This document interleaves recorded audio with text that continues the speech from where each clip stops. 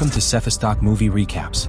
Today we journey into Stranger Things Season 5. Please hit that subscribe button if you haven't, let us know where you're watching from and share your thoughts in the comments. We truly appreciate your support, dear friend, thank you. For those interested in learning how I create these movie recaps, you'll find a step-by-step masterclass link in the description. We begin. On November 12, 1983, Will Byers is still trapped in the Upside Down. He hides in Castle Byers, a warped echo of his fort, until the creature that took him finally discovers his refuge and tears it apart. Will fires his shotgun and bolts. He scrambles into a tree, but the monster follows, forcing a desperate leap to the next branch. He falls, snagged briefly by his backpack, then drops hard when the straps fail, slipping into darkness. The creature hauls him to the shadowed library. There, living tendrils restrain him as Vecna approaches, calm and intent, announcing that their work can finally begin. We can begin.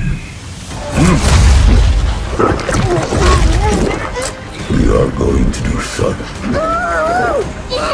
Later on, the morning of November 3rd, 1987, Holly sets breakfast but pauses, distracted by unseen presence until her mother calls. Karen asks Holly to gather everyone for breakfast, revealing the Byers family have been staying with them.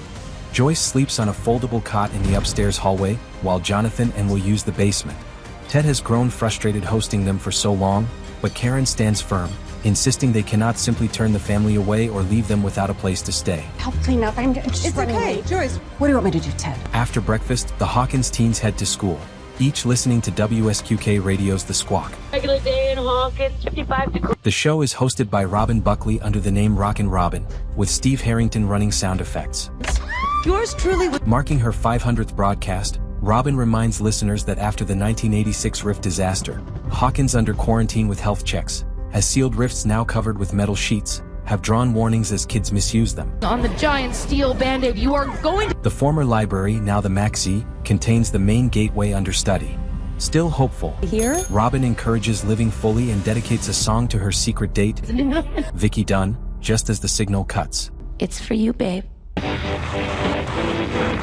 Whoa, what's going on?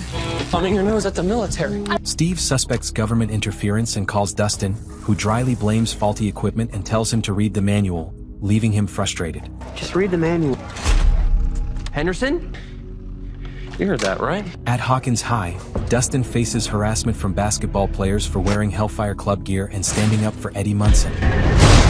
Their leader, Andy, corners him and starts pulling at his shirt, until Lucas intervenes, calmly reminding Andy of a past moment when Erica embarrassed him. So hard they'll pop like water balloons. Mike and Will arrive, and Andy retreats, warning Dustin to drop Hellfire support. The group scolds Dustin for drawing attention, urging caution before their crawl. Dustin insists hiding betrays Eddie's ideals. Seriously, you're drawing attention.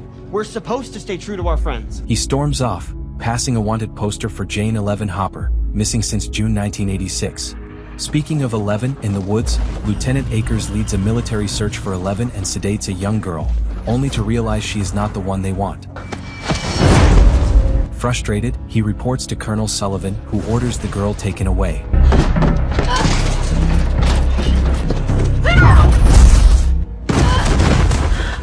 Elsewhere, 11 trains running a rough obstacle course. Though Jim Hopper and Joyce praise her new record, 11 refuses to stop, insisting it is still not enough and demanding another reset, determined to prepare herself to face Vecna. Meanwhile, a Bradley's Big Buy truck arrives from outside Hawkins, bringing Murray Bauman, who seeks entry while delivering supplies. This stupid thing does not exist. Back at WSQK Radio, Nancy, Jonathan, Steve, and Robin search the manual for answers to the failing broadcast. They learn the remote radio head sits atop the antenna tower and needs hands-on repair. With no safety gear, Steve volunteers and Jonathan joins, turning the climb into a playful competition after the power is cut. I got this, dude. Robin jokes that Nancy awakens their primitive instincts. At the top, both flip different switches and claim success, though Nancy can't hear them from the ground. Hen's teeth, these things. Arriving early, Murray delivers supplies for the next crawls. a telemetry tag, gear for Hopper, drinks for 11, snacks for Steve, and a John Coltrane cassette tape for Jonathan, which he quickly hides.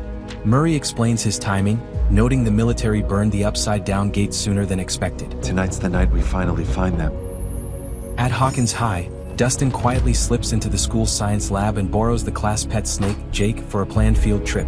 Hey there, Jake. Telling you, he's lost his mind.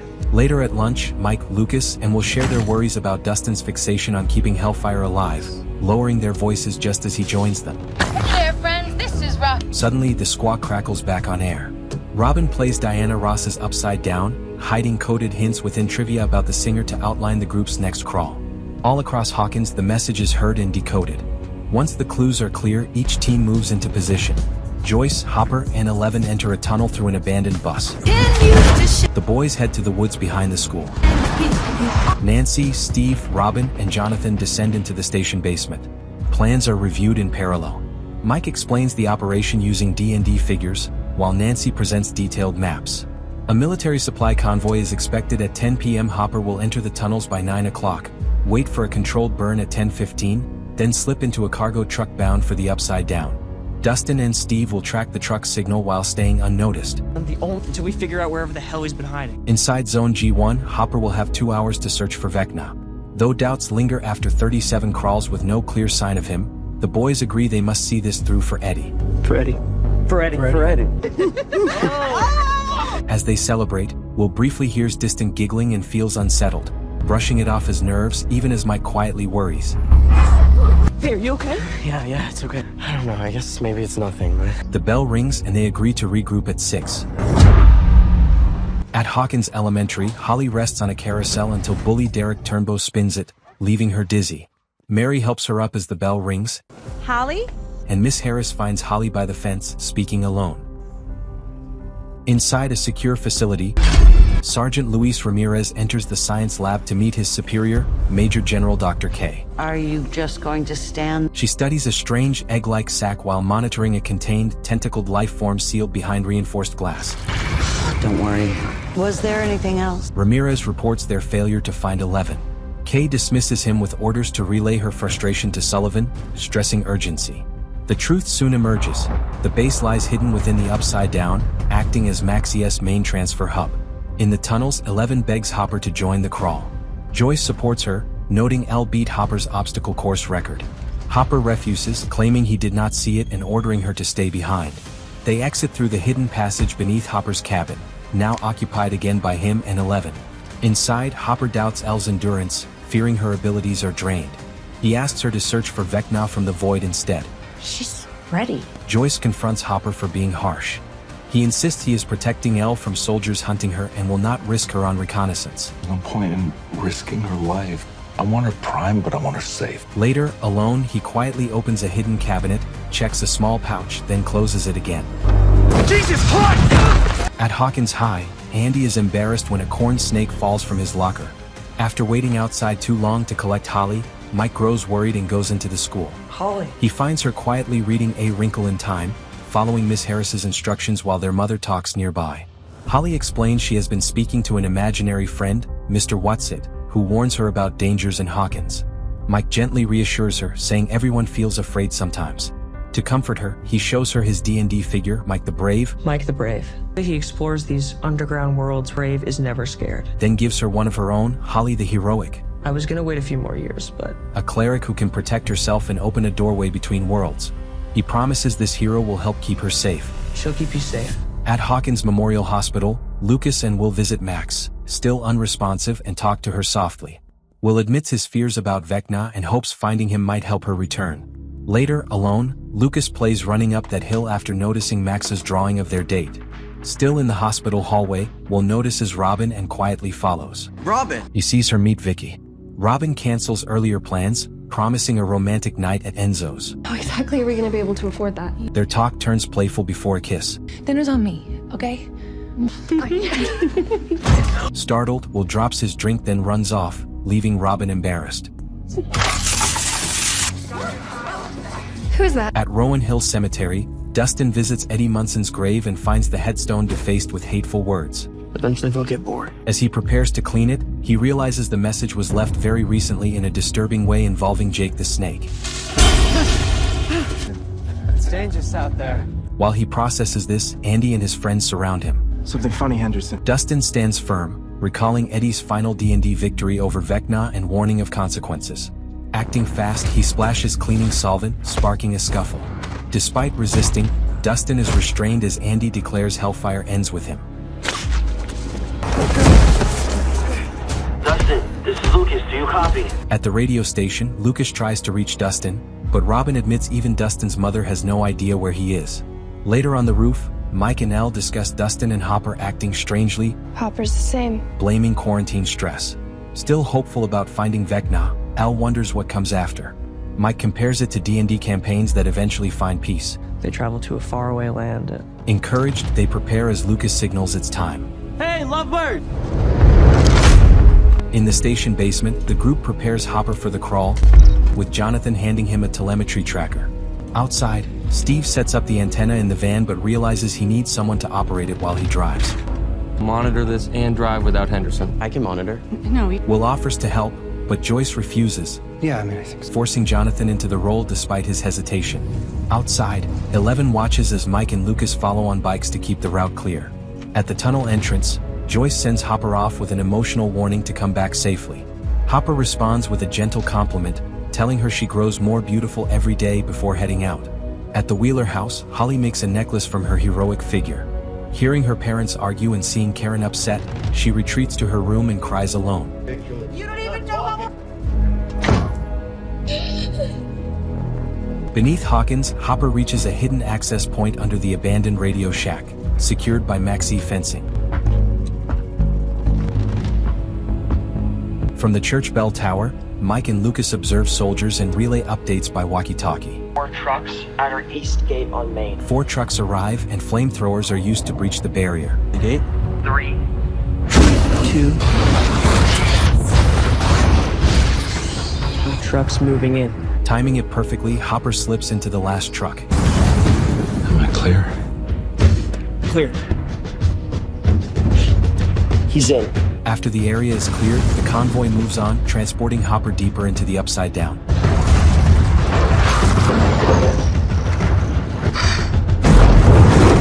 Jonathan, signal? Joyce alerts Jonathan and Steve, and Nancy begins mapping the route. Go! Hopper confirms he's safe, Hopper, can you hear us okay? but the truck suddenly brakes, triggering multiple collisions. Aim for the grass. What's going on? Hopper! Steve stops the van as the signal briefly cuts out, then returns. Hopper draws his weapon as Elle worries the soldiers may have discovered him. Suddenly, Will collapses, his vision linking to a Demogorgon approaching the trucks. Lights flicker violently at the station and in the van as the creature attacks.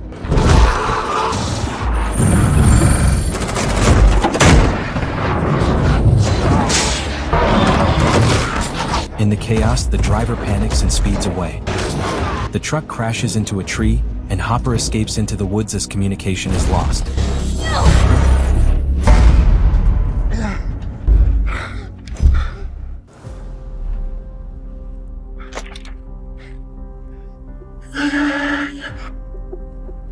Will's vision shifts to the upside-down version of the Wheeler house, but Joyce pulls him back. Struggling to catch his breath, Will warns that the creature is heading for the Wheelers. It's coming for them. Nancy and 11 rush to the car, preparing to leave. Nancy orders the others to restore power at the station and warn everyone. At the Wheeler house, Ted practices golf in the backyard while Karen retreats to her room with a glass of wine. Upstairs, Holly lies in bed, crying. Her night light flickers, followed by her light bright in the room itself. Suddenly, the ceiling gives way as a Demogorgon breaks through. Holly screams in terror.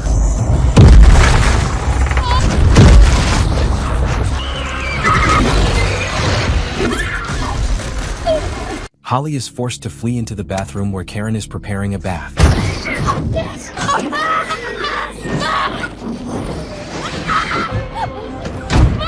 What's wrong? There's a monster! Karen tries to calm her daughter, but quickly notices Holly is injured as the lights flicker wildly.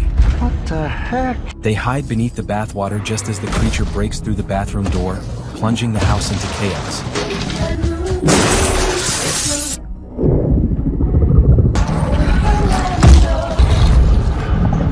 Ted Wheeler, alerted by the power surges, rushes and shouting for Karen and Holly. He tries to hold the creature back with a golf club, but is quickly overwhelmed and thrown aside.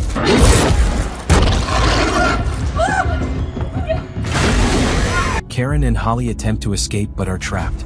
In a desperate effort to protect her child, Karen grabs a broken bottle and strikes the creature repeatedly. As soon as you're there! I will. Meanwhile, Will Byers' warning sends Nancy Wheeler and 11 racing toward the house. When they arrive, they find Karen badly hurt and Holly gone.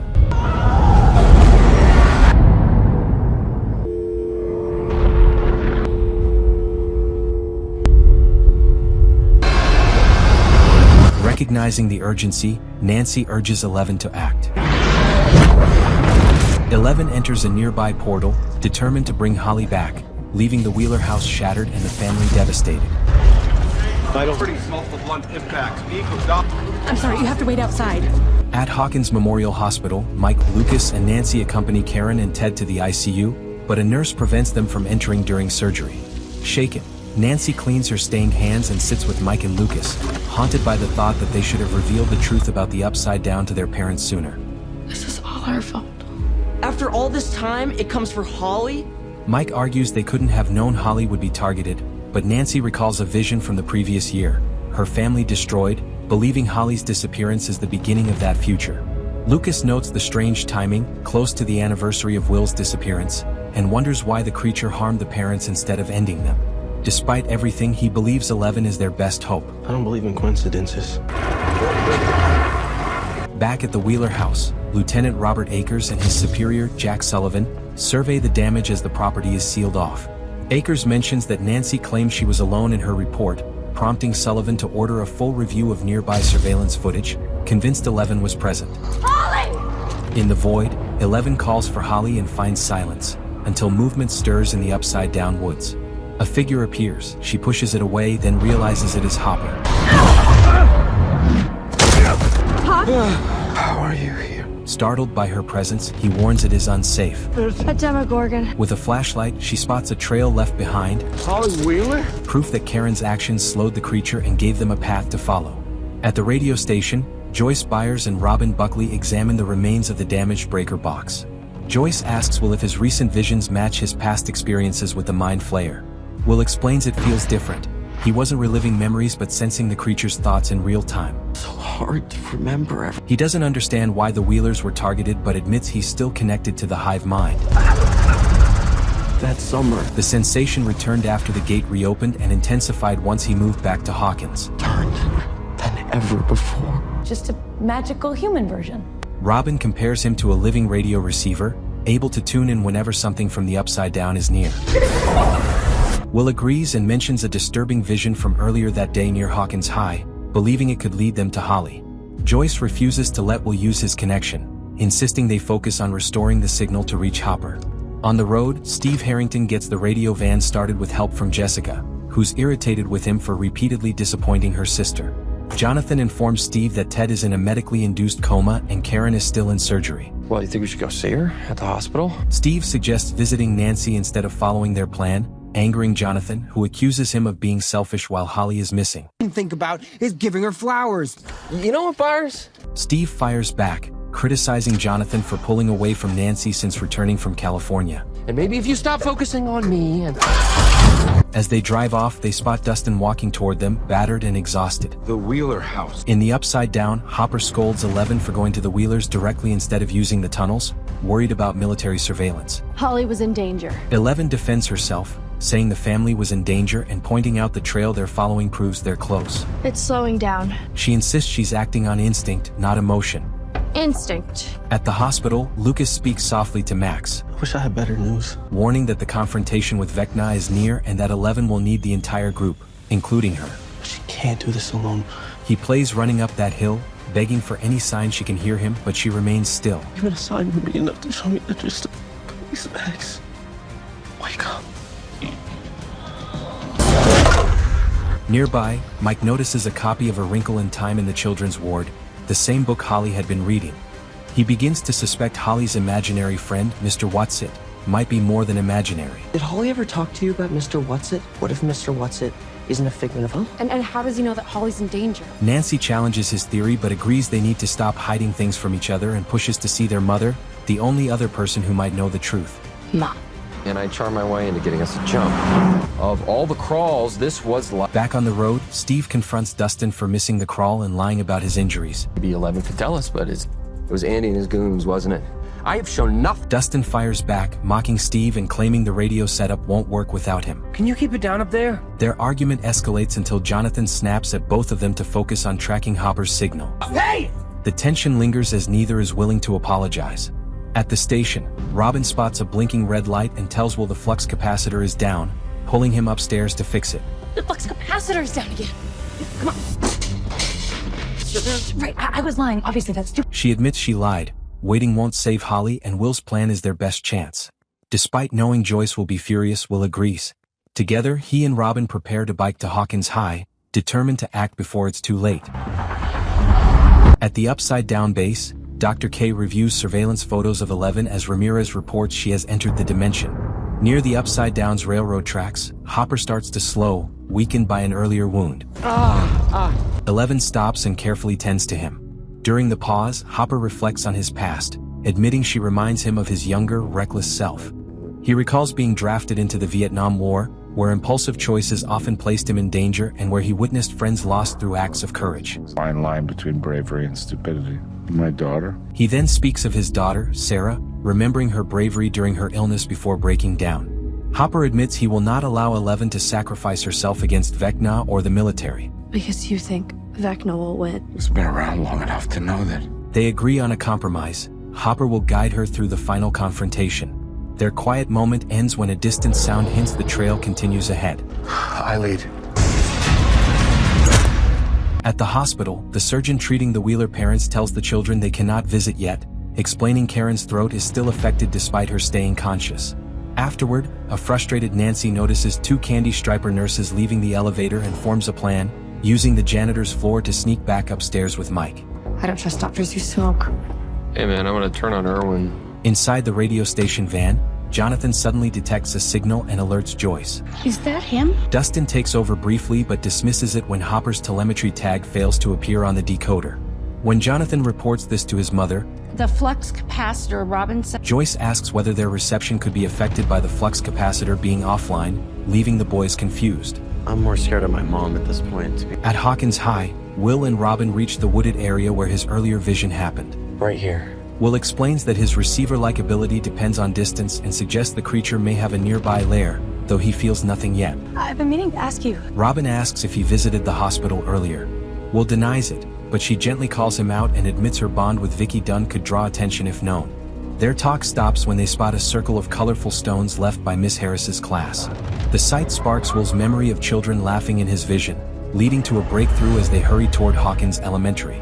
In the upside down, Hopper and 11 reach the end of the trail and encounter a massive organic wall stretching upward. Jesus Christ. When 11 finds one of Holly's boots nearby, Holly was here. she realizes she can't locate either Holly or Vecna in the void because they're concealed behind the barrier. At the hospital, Mike, now in scrubs, and Nancy, disguised as a Candy Striper, What kind of limp is that? It's a limp. It's a regular limp. slip past staff after returning from the basement. Avoiding the surgeon, they enter their parents' ward and gently wake Karen as she recovers. It's your throat. It's gonna be okay. Just... Could you maybe write? Unable to speak, Karen is given a notepad. She writes Holly's name and asks where she is. The siblings admit Holly is missing, but Mike suddenly realizes their mother may know who could help them find her. Where she is. We just don't know where he is. Who? Holly, she... Back at the elementary school playground, Will shows Robin the merry-go-round, recognizing it as the source of the sensation from his vision. They conclude that Will had been seeing events from Vecna's perspective as he targeted Holly. Right, which means he's a part of it too. Holly ever describe? At the same time, Karen writes that Holly had an imaginary friend named Mr. Whatsit, So... whom Miss Harris saw her speaking to during recess. Karen describes him as tall, gentle, and dressed in a vest with a pocket watch. Here yet? As a bus arrives, Will senses danger around Derek. At the hospital, Karen writes Henry. The siblings realize Vecna deceived Holly, who follows Henry into the Creel house calmly inside.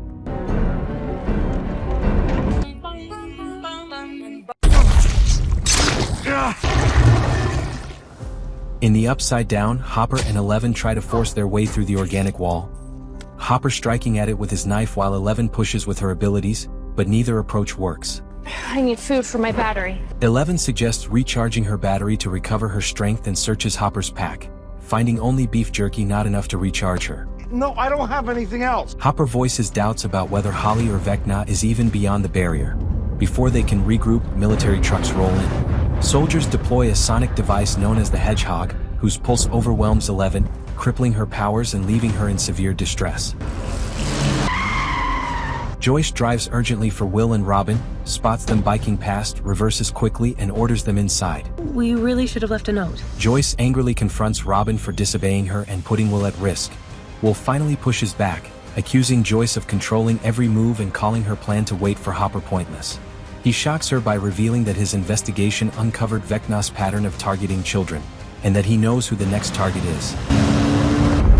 At school, inside Miss Harris's classroom, Derek Turnbow builds a Tesseract model when he notices his imaginary friend, Mr. Whatsit, watching from the corner. Derek smiles, reassured.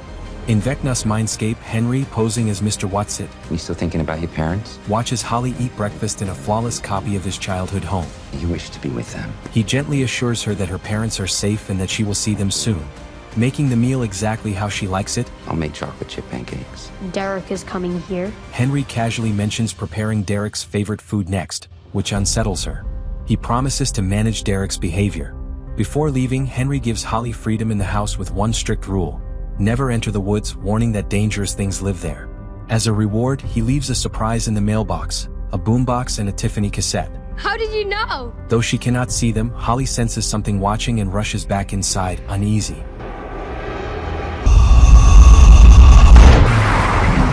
In the Upside Down, military vehicles arrive at Checkpoint H.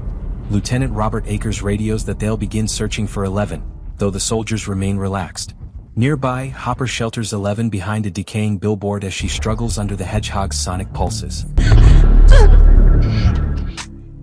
Hopper secretly observes the troops through a small opening. When Akers steps closer and notices Hopper's dropped knife, he alerts the unit and orders a full sweep. Akers increases the Hedgehog's output, overwhelming 11 and revealing their position. As soldiers close in, Hopper opens fire to cover 11, using a bag from his cabin to disable the Hedgehog device. Jump in air cover now.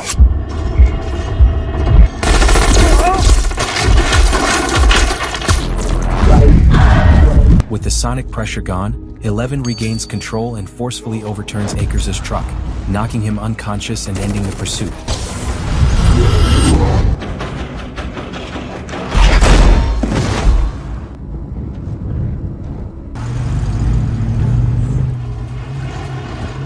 Back in Hawkins, the group reunites at the WSQK radio station. Robin gathers everyone as Will delivers urgent news. Derek Turnbow is Vecna's next target. Derek Turnbow? I've learned that when I'm close enough to the... He explains that his connection to the hive mind activates when Vecna's chosen victim is nearby, just as Holly had described feeling a strange impact before disappearing. Together, they realize Vecna disguises himself as an imaginary friend, Mr. Whatsit, to draw children in for an unknown purpose. In the station basement, Will explains his plan with a projector. They will watch the Turnbow house from the van, wait until the family sleeps, quietly move Derek, and take him to the abandoned McCorkle farm without his knowledge. Joyce stays supportive, but others worry about the creature's unpredictability, the rest of the family, and how this leads to Holly. Mike counters using D&D figures, suggesting access through a Turnbow ally, securing the house, preparing defenses, and placing another tracking tag to follow the creature back to Vecna and reach Holly. These. And if we're lucky, holes? Speaking of Holly, she celebrates her freedom by dancing to music in Vecna's mindscape, baking treats, and exploring the bedrooms of both Henry and his younger sister Alice. She dresses herself to resemble her Holly the heroic figure, using Alice's clothes and Henry's old belongings. Oh, Derek, if this is you, it's not funny! When the doorbell rings, Holly assumes it's Henry or Derek, but finds only the mailbox flag raised. Inside is a letter asking her to meet in the woods, with a map showing a rocky cavern marked with an X and a compass. In the Upside Down, Colonel Jack Sullivan orders an aggressive response, sending helicopters to Checkpoint H and demanding the capture of whoever disabled his troops. Yeah, they will soon. Nearby, Hopper hides a stolen military vehicle in a warped junkyard while explaining to Eleven that the Hedgehog's sonic weapon acted as a direct counter to her abilities. What happens then?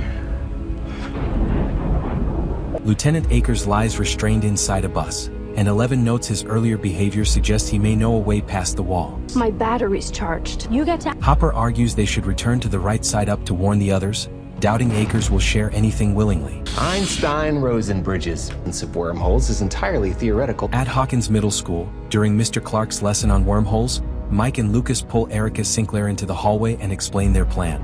You have 60 seconds. Hard to explain everything in 56 seconds. They ask her to speak to Tina Turnbow, Derek's older sister, to gain access to the house. Tina and I don't hang. Erica initially refuses, saying she and Tina have grown apart. Sorry.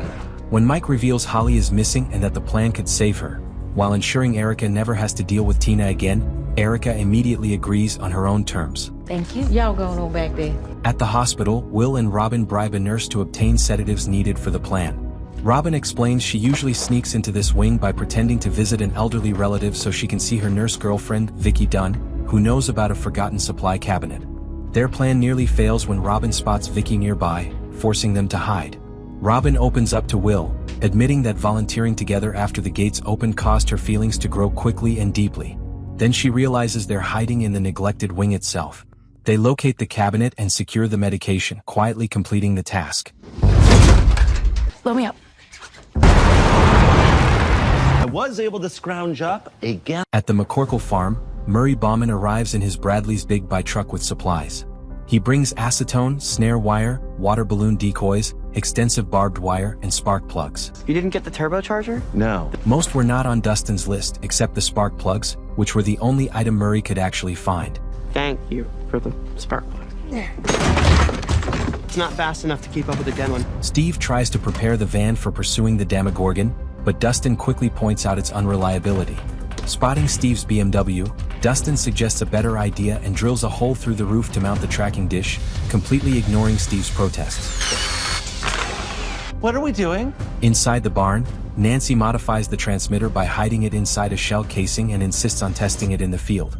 Jonathan and Murray help set up the targets while Murray teases Jonathan about not acting on his feelings for Nancy, mentioning the John Coltrane cassette he gave him earlier.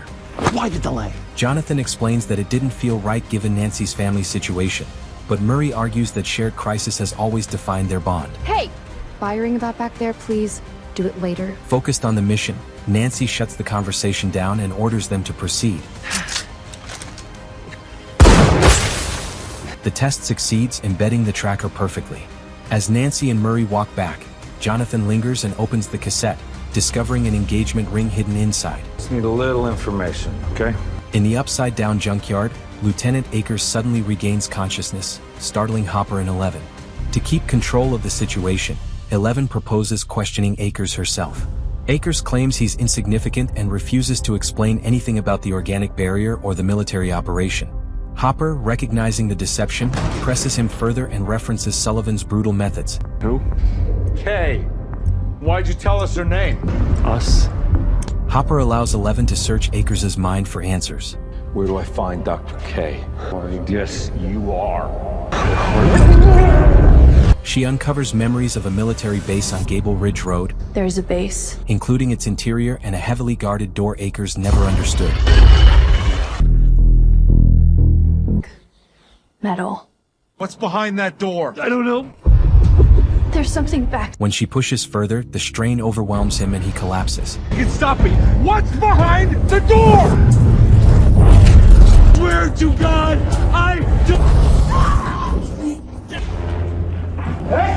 Hopper realizes the door likely hides something designed specifically to counter Eleven's abilities. Eleven suggests it may be Vecna himself. They have Vecna. Go into the woods, never ever. Star, what do you know about monsters? Back in the Creel house within the mindscape, Holly realizes Henry's verbal instructions conflict with the letter he left behind. Taking a fire poker, a hooded cap from Alice's room, Henry's telescope, and a Boy Scout bag, she slips out and ventures into the woods.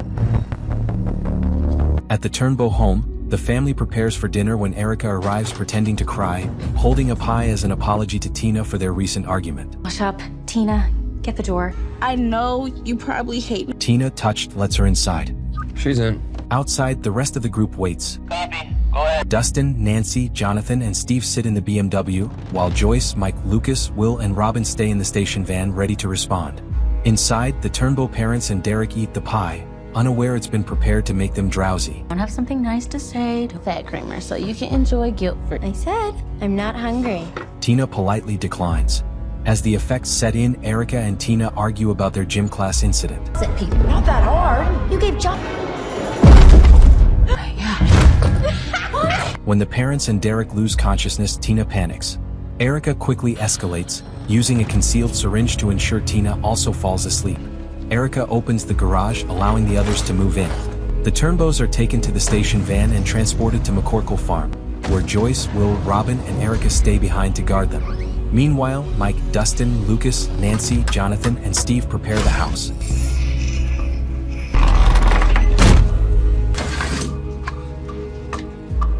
Damaging the living room and creating a hidden pit beneath the floor.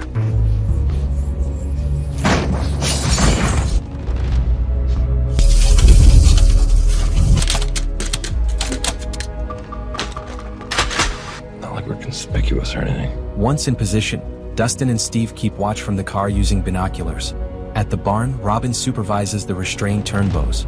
Outside, Will finds Joyce and apologizes for his earlier outburst. I can be a lot. Joyce admits she's been overprotective since losing him years ago and acknowledges her past mistakes. She supports his friendship with Robin but stresses the importance of trust. You don't have to look away, Mom. No, trust is a two-way street.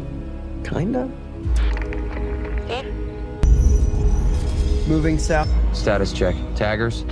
Trackers? Back at the Turnbow house, the Demogorgon arrives, signaled by flickering lights as a portal opens in Derek's bedroom. Mistaking a CPR dummy for Derek, the creature gives Lucas a chance to act, hitting it with acetone-soaked water balloons.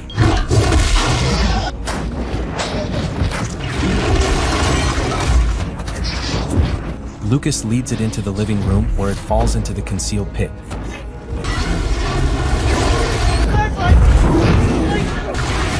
While Nancy successfully attaches the tracking tag, the creature escapes through another portal. The group races after it as Dustin tracks its movement. Sorry! It suddenly changes direction, confusing them.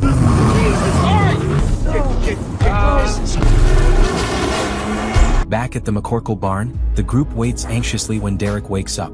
Will calmly explains that it no longer matters. Not anymore. The creature's sudden change means Vecna now knows where they are. That's why it turned around. In the mindscape, Holly reaches the rocky caverns marked on the map but notices a figure through Henry's telescope. Panicking, she runs, scraping her knee before hiding near a river, gripping the fire poker. As she braces herself, the figure steps forward. It's Max Mayfield, leaving Holly stunned. Help you. Joyce Byers tries to calm a restrained Derek Turnbow and convince him to cooperate. Zombie boy. Is that when he went missing? Yeah, I know, Miss. When she releases him, Derek panics and bolts into the barn, climbing upward until he traps himself above the others.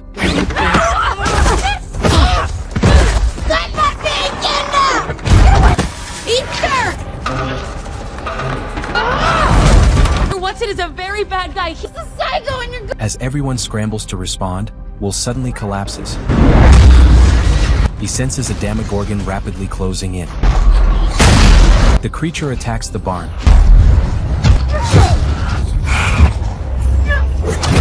Forcing Joyce to protect the children with an axe until Steve and the group arrives, slamming into the creature at full speed.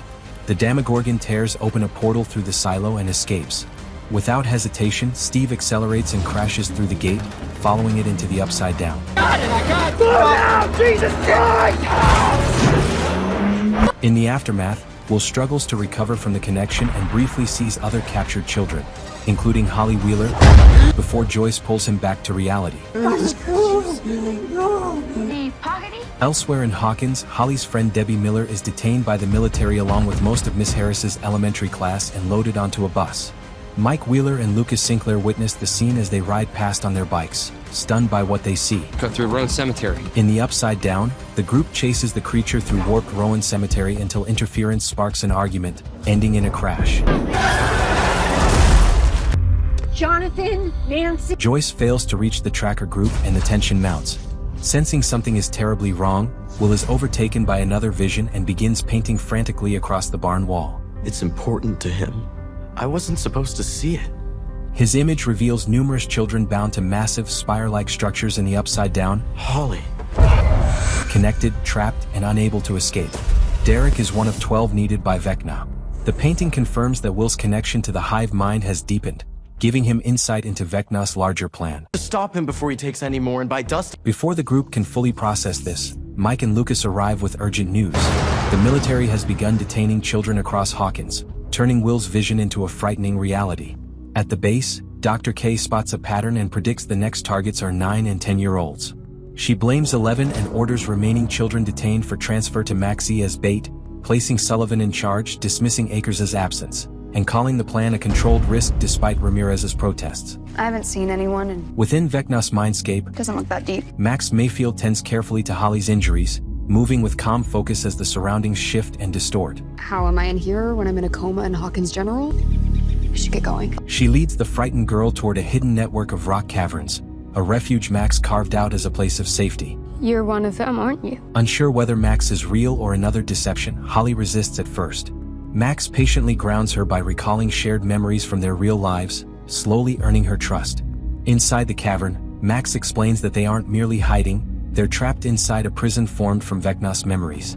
This mental maze is where he confines his victims, and where Max has survived by staying hidden, holding onto her sense of self, and protecting others from being consumed by him. It's a prison. Above ground, Miss Harris's class is escorted into the heavily guarded Maxie. It's okay, sweetie. Watching from the bell tower, Erica radios the update to the team at WSQK radio station. I repeat, taken from the library. In the station's basement, Joyce reveals a critical discovery. Their underground tunnel system runs directly beneath the military barracks, offering a concealed route in and out of the facility. None of you have seen The Great Escape? As the group builds a rescue plan, Robin suggests an exit through the barracks bathroom to reduce exposure. We use an inside man. With time running out, they settle on a dangerous move, sending Derek inside the Maxie as an undercover contact. In the Upside Down, Akers escapes captivity at the junkyard. Elsewhere, 11 and Hopper quietly observe the military base, debating whether Vecna could be operating from within its reinforced walls. Right about everything, because your theories on those powers, how could you have anything to do with... Just as they prepare to move, Dustin's voice breaks through over the radio from the Upside Down. Dustin! He urgently reports that his group is trapped. Steve's car has fused into a living barrier near Rowan Cemetery Church. What kind of wall exactly? Comparing notes, 11 and Hopper realize the barrier matches the organic wall seen earlier, now reached from Hawkins's opposite side. What kind of solution? We gotta keep the airwaves clear. With danger rising everywhere, Hopper makes a hard call, ordering Dustin's group to stay put and ending the transmission, choosing to advance with 11 toward the military base as time runs out. Deep within the Mindscape caverns, Max finally tells Holly the truth. Vecna is Henry Creel, and his abilities are responsible for both the devastation in Hawkins and Max's own collapse. Her consciousness didn't fade, it awakened inside Vecna's memories, beginning with the 1979 incident at Hawkins National Laboratory, when Henry wiped out the remaining child experiments before 11 banished him to Dimension X. Better see you there, Harrington. Disoriented, Max fled those memories and drifted through other moments from Henry's past. 30 years ago. She walked the halls of Hawkins High in 1959, each step pulling her deeper until the memories began looping endlessly, trapping her inside a repeating prison. But it's amazing. Only this place is back at the beginning. Max explains that survival here requires a constant choice. Surrender, fade away, or keep searching for escape. She chose to fight. Her hope was reignited when music from the real world reached her. Proof that Lucas was still there, giving her the strength to endure. Everything went wrong. At the Maxie, Derek infiltrates the barracks by posing as a lost student. No trespassing. His task is to identify which children are being targeted and locate the precise exit point so the others can extract them without alerting the military. Might just be. Boy, Whoa, whoa, whoa, whoa, whoa, whoa. I relieve myself. 5 safety goggles. Meanwhile, Murray Bauman arrives at the station with a specially outfitted truck designed to transport children safely out of Hawkins. Yes, we copy. Derek secretly contacts the team from inside, marking a bathroom stall as the extraction point and beginning his search for children connected to Mr. Watsit. Back in the Upside Down, 11 and Hopper make final preparations. Hopper discreetly adjusts something concealed beneath his vest, hinting at a backup plan while 11 steadies herself. Moving swiftly and quietly, she infiltrates the military base, subdues a guard without raising an alarm, retrieves his key card and signals Hopper. Sorry. Nice job, by the way. Together they slip inside, the operation now fully underway. Derek announces that Mr. Watsit sent him to help choose children, but most kids dismiss him, though Debbie Miller and a few others take notice. As the group from the radio tower moves toward the tunnels, Mike and Will share a quiet, focused conversation. Your mom and Robin are getting along better? Will admits his connection to the hive mind feels stronger and more complex than before. Together, they wonder if Will can influence the creatures, not just sense them, echoing Vecna's control in unclear ways. Thanks. Half amazed, half joking, Mike calls him a sorcerer, the word clearly affecting Will. You're like a wizard, like him. In D&D, Mike. I'm from a book of spells, they're innate. From a distance, Robin notices Mike's steady belief gives Will confidence when he needs it most. In the Upside Down, Nancy and Steve debate whether to ignore Hopper's orders and search for Holly themselves. Dustin determines that the strange radio interference they detected earlier originates from the organic wall in the Upside Down. This wall is a circle. Unlike you, I didn't sleep through Algebra 1. Mapping the signal, he realizes it forms a massive ring around Hawkins, with its center at Hawkins National Laboratory, revealing their next destination. We'll check and my calculations are... But I think we should find out. Max continues telling Holly about her journey through Vecna's mindscape, describing how she escaped the endless loops of repeating memories that once trapped her. Into death. She explains that she reached the moment in 1986 when Vecna marked her, the point where his influence overtook her life. Guided by faint music bleeding in from the real world, Max caught brief glimpses of Lucas by her side. And I was so close. Enough to remind her she wasn't alone, but not enough to escape before Vecna pulled her back.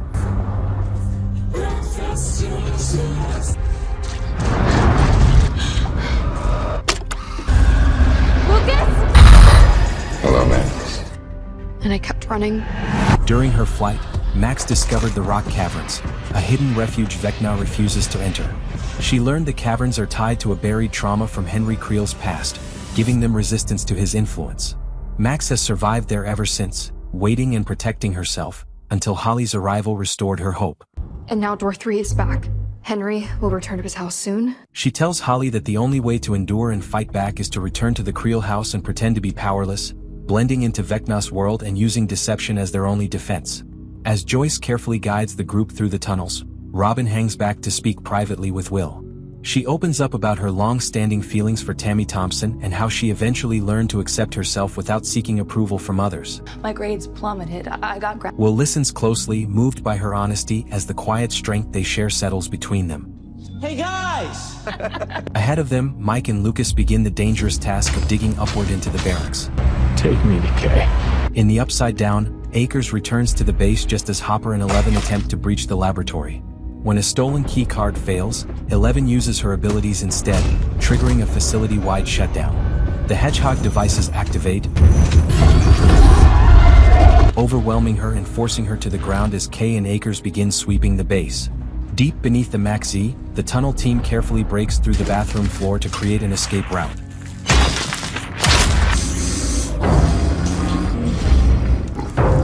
Above them, Derek keeps the other children calm, guiding them through visualization exercises that help them focus on reaching the restroom one by one without drawing attention. Mom does it when she's out of Valium.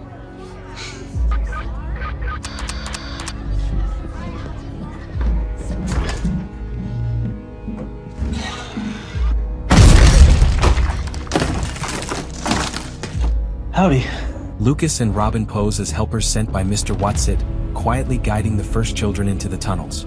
Their movements are carefully coordinated with Derek's leadership above, though complications arise when a pipe is struck during the digging, threatening to expose them. Inside the base, Dr. K discovers 11 hiding in her office and confronts her. 11. I know who you are. Elsewhere, Akers moves through the facility until he collides with Hopper. Their struggle ends with Akers incapacitated, but the danger escalates when a massive tendril force grips Hopper, throwing the base into chaos.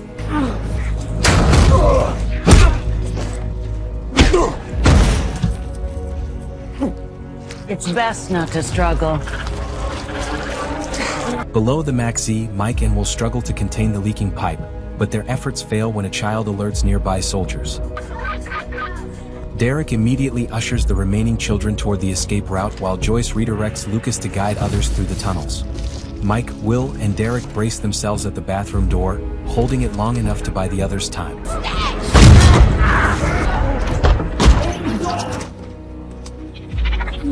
Why risk her life? It thrives.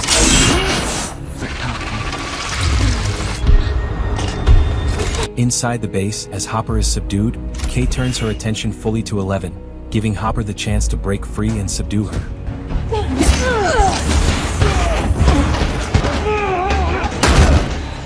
I'll be quick. Hopper then smashes a window, clearing a path for 11 to escape into the woods. Find Nancy and the others. Whoa, hey. They'll save. If anything happens, I gotta make sure that he goes down.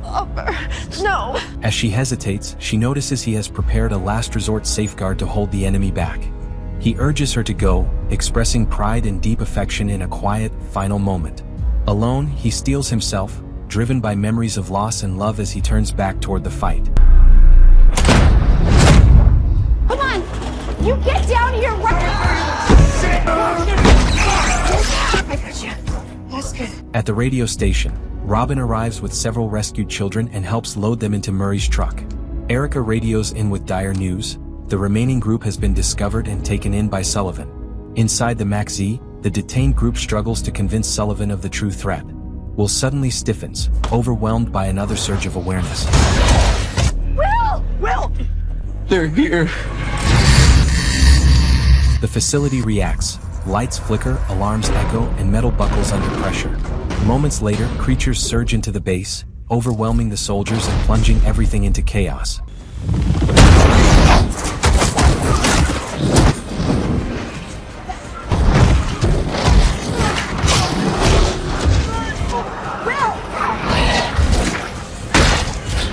At the same time, more creatures attack the radio station, forcing Robin and Murray to flee with the children.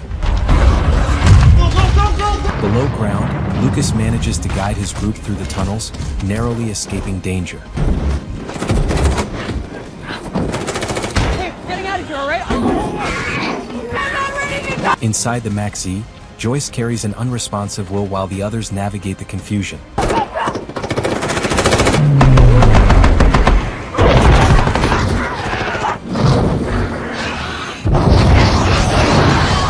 As they run, soldiers drive back one of the creatures, sending shockwaves through the hive mind that Will feels intensely.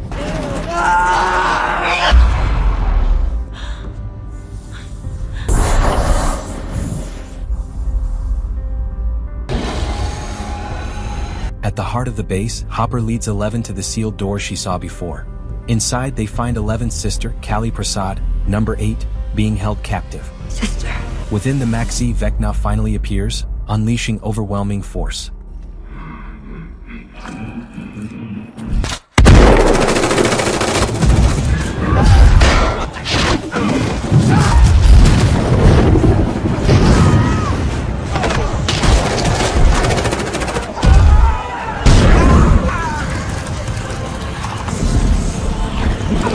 The danger spreads outward, toward the escape route, toward the truck, and toward Lucas, who barely avoids being trapped as the pursuit intensifies.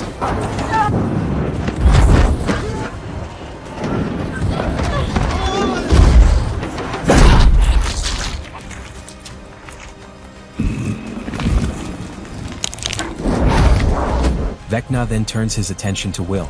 Stay away from him! Joyce tries to protect him but is cast aside. Vecna questions Will about his growing abilities and his influence over the hive mind, revealing why children were chosen. Can you see them? Because their minds are easier to shape. World. Weak. And mind.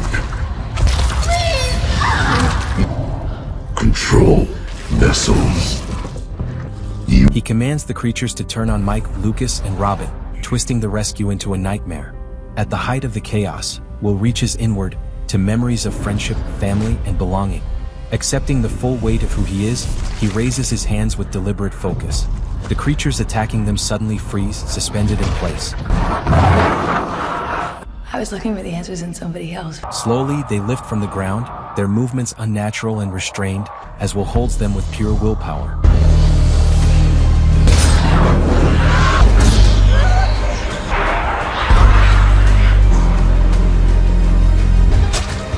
Silence falls over the group as they watch in disbelief. Will lowers his hands, wiping blood from his nose, his resolve unshaken. A quiet signal that he has found strength, control, and purpose in the middle of the storm. You know why? Will steadies himself after releasing a surge that disables several creatures at once. Joyce and Mike hurry to ground him. A real-life, honest-to-God sorcerer! Mike calls him a sorcerer, but Will's mood darkens. Through the link, he sensed what happened to Derek and the others. The last children were taken, completing Vecna's 12. As helicopters approach, they retreat into tunnels at the radio shack. In Dimension X, the children are held against a living wall by moving tendrils until their awareness fades. They awaken in Kamazats, beneath a strange sky. Mr. Whatsit guides them to the Creel house, where they reunite with Holly, unaware that Max watches quietly from the woods. We're wondering when the rest of your friends and family... Inside the house, Mr. Whatsit repeats his rules. The home stays safe if no one enters the woods. He warns that a harmful force spreads through Hawkins, likening it to the black thing from A Wrinkle in Time. He claims a solution, a realm he calls the Light, saying 12 children hold abilities to protect loved ones. Holly grows uneasy. Are you going to leave again? And most importantly, rest. At the upside-down military base, the Wolfpack forces entry into Kali 8 Prasad's holding cell, only to find it empty. I want every square inch of this building checked. As Akers orders a full sweep, Dr. K realizes the truth. Kali was never there. Her image dissolves, revealing it was an illusion. In reality, Kali has already escaped alongside 11 and Hopper in a stolen military vehicle. In the tunnels beneath Hawkins, a weakened Lucas Sinclair is helped up by Joyce, Mike, and Will. Once steady, Lucas joins the praise, calling him Will the Wise. You're like Will the Wise! Will downplays it, saying he can reach Vecna's influence only near the hive mind. He adds something unsettling. Vecna called the captured children his new vessels. Lucas suggests November 6th as the day ends. The date of Will's disappearance signals the start of Vecna's final phase. I wonder if there's a way. Joyce speaks quietly with Will about whether he could reconnect to the hive mind and turn its power against Vecna. She believes Vecna's greatest mistake was underestimating her son, calling Will truly extraordinary. In the Upside Down, Hopper and his team arrive at the cemetery church to meet Dustin's group. You couldn't have me on your crawls. I didn't have a choice. 11 confronts Hopper about his actions at the military base, sensing he was willing to sacrifice himself. Hopper insists it was a last resort plan, but 11 argues he was prepared to face Vecna alone. Kali interrupts with troubling news. Their friends are missing. Wow, this looks really promising. What is it we're looking for? The group reaches the Upside Down's version of Hawkins National Laboratory, realizing it anchors Vecna's strongest defenses. Inside the lobby, Dustin explains that organic walls across the dimension are strengthened by a dark energy field Vecna uses to hide Holly and the others. Since the field's core is inside the lab, disabling it could collapse the barrier. At the stairwell, Nancy insists she and Jonathan go up while Dustin and Steve head down, despite lingering tension. Just awesome. Back in Kamazats, the children briefly feel safe, filling the Creel house with games, television, and borrowed treats. Does green work on me? Nothing. You're acting weird. While Mary tries on old clothes in Alice Creel's room, Holly slips into the woods and meets Max. She urgently warns of Henry's plan to create another world and insists they escape before morning. Somehow use us to draw another world to ours. Their tense talk breaks when they find Derek hiding nearby. Saw you? Positive. delightful, Derek. He claims he has changed and wants to help, saying he understands Vecna's goal. Max does not trust him, but Holly believes Derek could help by distracting Henry, acting like his former self. Because if this is gonna work...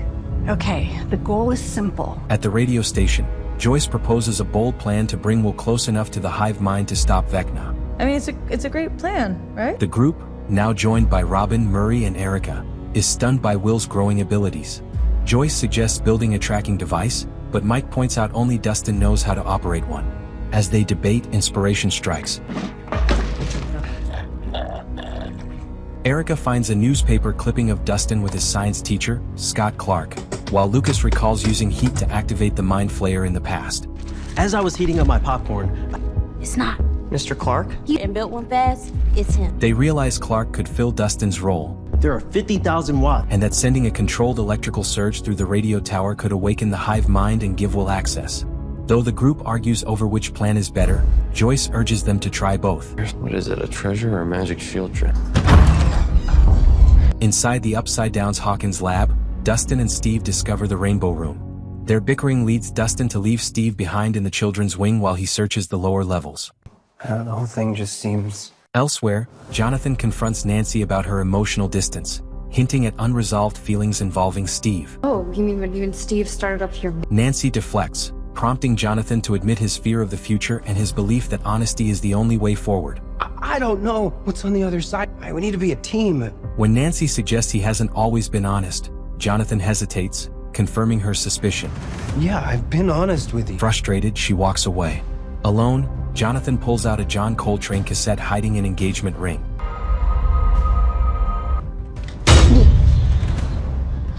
Moments later, he forces open a warped door, revealing a stairwell frozen mid-collapse, a chilling sign of what occurred in the lab. Jonathan, do you copy? Over. Near the church, Hopper uses the radio to coordinate with the others.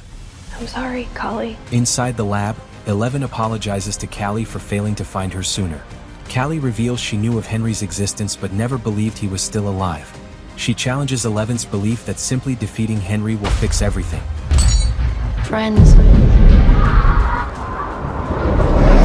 Callie recounts how Kay's agents tracked her group in Chicago, eliminated her friends, and captured her. She was restrained, weakened by medication, and held for an unknown length of time. Tired to torture me. She needed. And I began to think, I don't know how long I was there. One day, she feigned collapse, overpowered her captors, and escaped using a stolen key card, proof of her resilience and ingenuity, but she was shocked on what she found there. I had known what was on the other side. Back in Kamazatz, Derek enters the woods on purpose, sending the others to warn Henry. Mr. Watson! Guided by Max's map and compass, Derek heads toward the caverns as Max tells Holly they will follow Henry's memories to find a way out. And then we escape Kamazatz. At the radio station, Will and Robin prepare a pumpkin for their voltage experiment. As they work, Robin thanks Will for saving her earlier, and Will thanks her for encouraging him to face his own feelings. Curious, he asks how she found the courage to pursue Vicky Dunn. The obvious. Steve.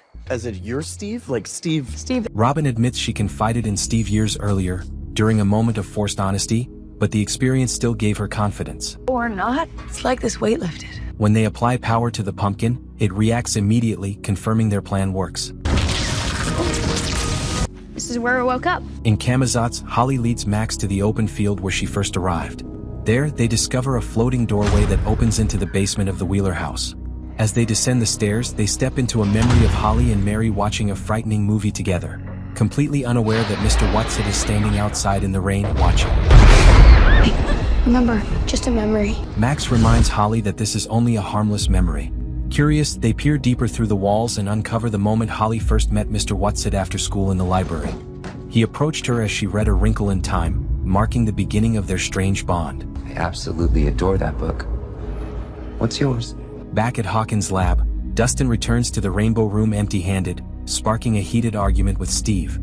Fight the fact that if I am wrong, we don't reach half. Dustin accuses him of not caring while Steve snaps back, blaming Dustin's pride and refusal to admit mistakes. How about chasing after somebody else's girlfriend while... Tensions rise when Dustin mentions his feelings for Nancy and speaks warmly of Eddie Munson as a brilliant friend. Steve responds harshly, questioning Eddie's impact. Heroes, I told both of you. Saved my life! He saved no one. Angered, Dustin lashes out, damaging the radio as they struggle. What are you doing? Calm down! The dispute spills behind the room, ending with Dustin striking Steve and Steve walking away furious. Alright, yeah, just go and crawl back to Nance! Left seething, Dustin notices a hidden door behind him. Inside, he discovers Dr. Martin Brenner's office, filled with journals and diagrams eerily similar to the map Dustin once drew, suggesting deeper secrets still buried. Elsewhere in the lab, Nancy and Jonathan examine melted structural damage and notice the absence of spores or remains embedded in the substance, unsettling in its emptiness.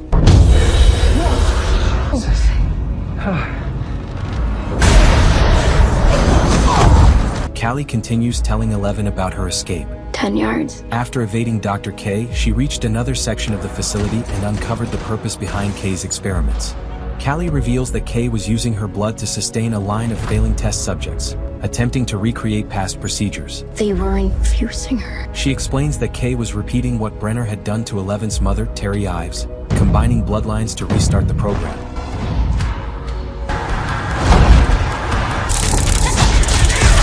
It was not drugs that gave us our power, it was Henry. Callie tells Elle that their abilities came from Henry's blood, which explains their shared powers. To restart Papa's program, but my blood is not working. She explains that Kay tried to create more like them using Callie's blood, but it failed. That is why they are searching for Elle, whose connection to Henry is stronger. We'll create more like... If they capture her, Callie warns they will attempt to create many more like them. There are no happy endings, Jane. It's okay. It's just me. 11 recoils in fear as Hopper enters the church and Callie steadies herself. Back in the woods of Camazotz, Henry corners Derek, forcing him to the ground.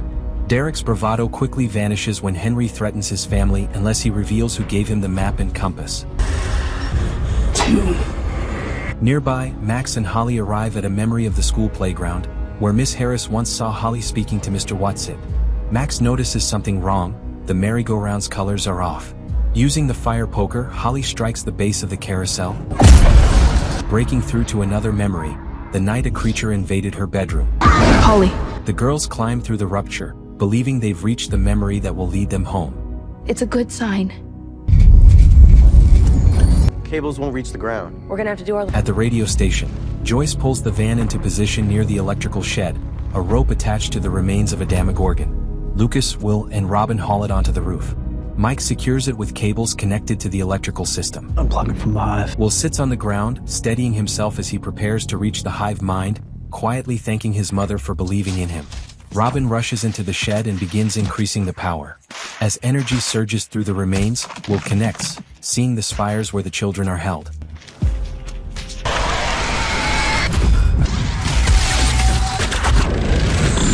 He senses Derek's thoughts as Derek returns to the Creel house and tells the others that Mr. Watson is searching for Holly, claiming she was taken by a red-haired creature. She calls herself Max. Will realizes the truth and reveals Max's presence, shocking Lucas. In the mindscape, Max and Holly reach the final memory where Holly was taken. As they reach the front door, the memory shifts into Vecna's domain, but the door slams shut. Henry transforms from Mr. Watson into one, blocking the stairwell. Max shatters a window with a fire poker as one becomes Vecna, seizing her and affecting her physical body back in Hawkins. Stop! At the crucial moment, Will forces control over Vecna long enough to break his concentration, freeing Max. He urges her to run. Max!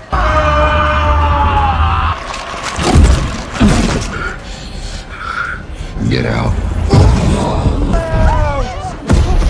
The girls escape through the kitchen as Vecna restores himself and violently pushes Will out of his mind, leaving him unconscious.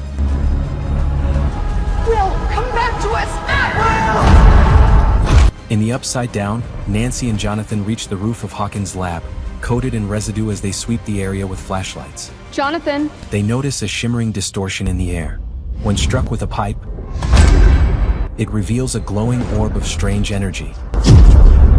Inside Brenner's office, Dustin suddenly picks up Jonathan's voice through his damaged radio. You copy. Well, anything! Don't touch it! Panicked, Dustin hears Jonathan on a damaged radio and realizes they've found the shield generator. He warns them off and races for the stairwell. Nancy readies her weapon. Dustin shouts. Jonathan hesitates, lowers aim, but Nancy fires into the orb. Dustin races up the stairs, shouting for Nancy and Jonathan to stop, but it's too late. The orb releases a massive surge, sending a shockwave through the structure and knocking them unconscious. Near the church, Hopper, 11, and Callie watch as the wave strikes the organic wall, shaking the air around them.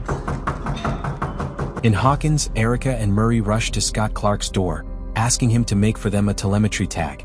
I will see you in class, Erica. He hesitates until Erica warns Dustin is in danger. Got the shield generator? Did they find it? As the Upside Down destabilizes, Dustin admits his error, explaining the destroyed device anchored the realm. Without it, a void threatens everything. He concludes the Upside Down is science created by Brenner, after reading his journals. As the organic barrier weakens near where Steve's car became stuck, a powerful pull drags it from the opposite side. Debris rises and slides toward the growing distortion. Get down, get down! Shielded by 11's abilities, Hopper, 11, and Callie push forward through the chaos and reach a newly opened gate. Watching the organic barrier tear open into space beyond, Dustin explains that the Upside Down is a fragile wormhole, a bridge between worlds and times. If it collapses, anyone still inside will be lost.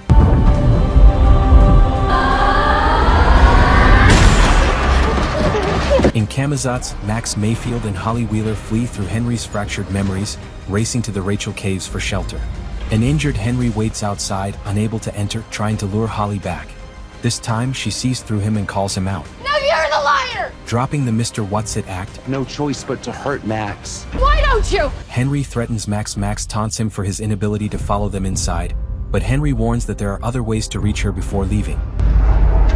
By the morning of November 6th at the WSQK radio station, Joyce watches over an unconscious Will, drained after pushing his abilities too far. He burnt out the particles. Mike, Lucas, and Robin question why Will remains connected to the hive mind even after purging the dark influence the night before. Yeah, but how? I'm getting to that. This is Holly.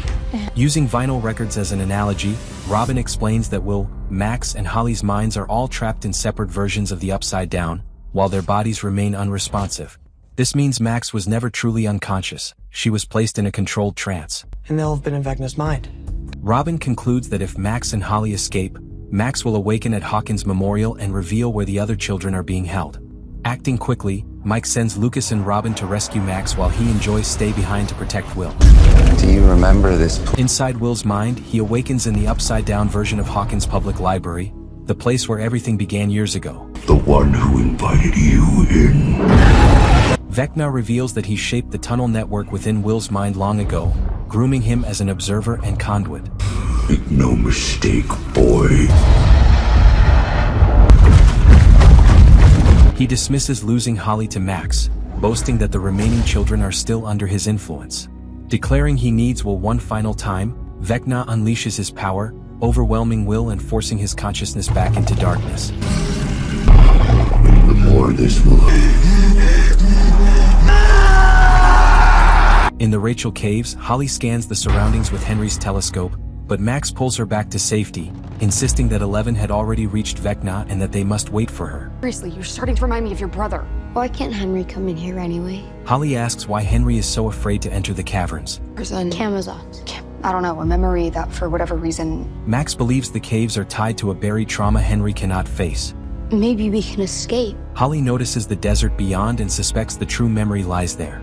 Maybe there's like You are not going out there. We have to find a way out of here before that. Despite Max's objections, Holly believes finding it will lead them home. Did someone call the funeral home?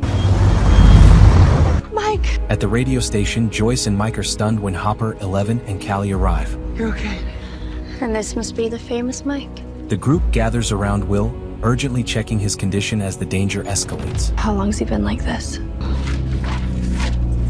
Why do you sound disappointed we're still alive? I'm not disappointed. In the Upside Down, Steve and Dustin argue about why the exotic matter stabilized instead of collapsing. Steve insists they keep moving to find Nancy and Jonathan. Above them, the irritated orb churns over a massive opening, radiating unstable energy. Elsewhere, Nancy and Jonathan regain consciousness inside an office where the ceiling has partially melted. The substance continues to seep in as the door handle breaks away. Trapped, they struggle to force the door open as the room slowly fills. Come on.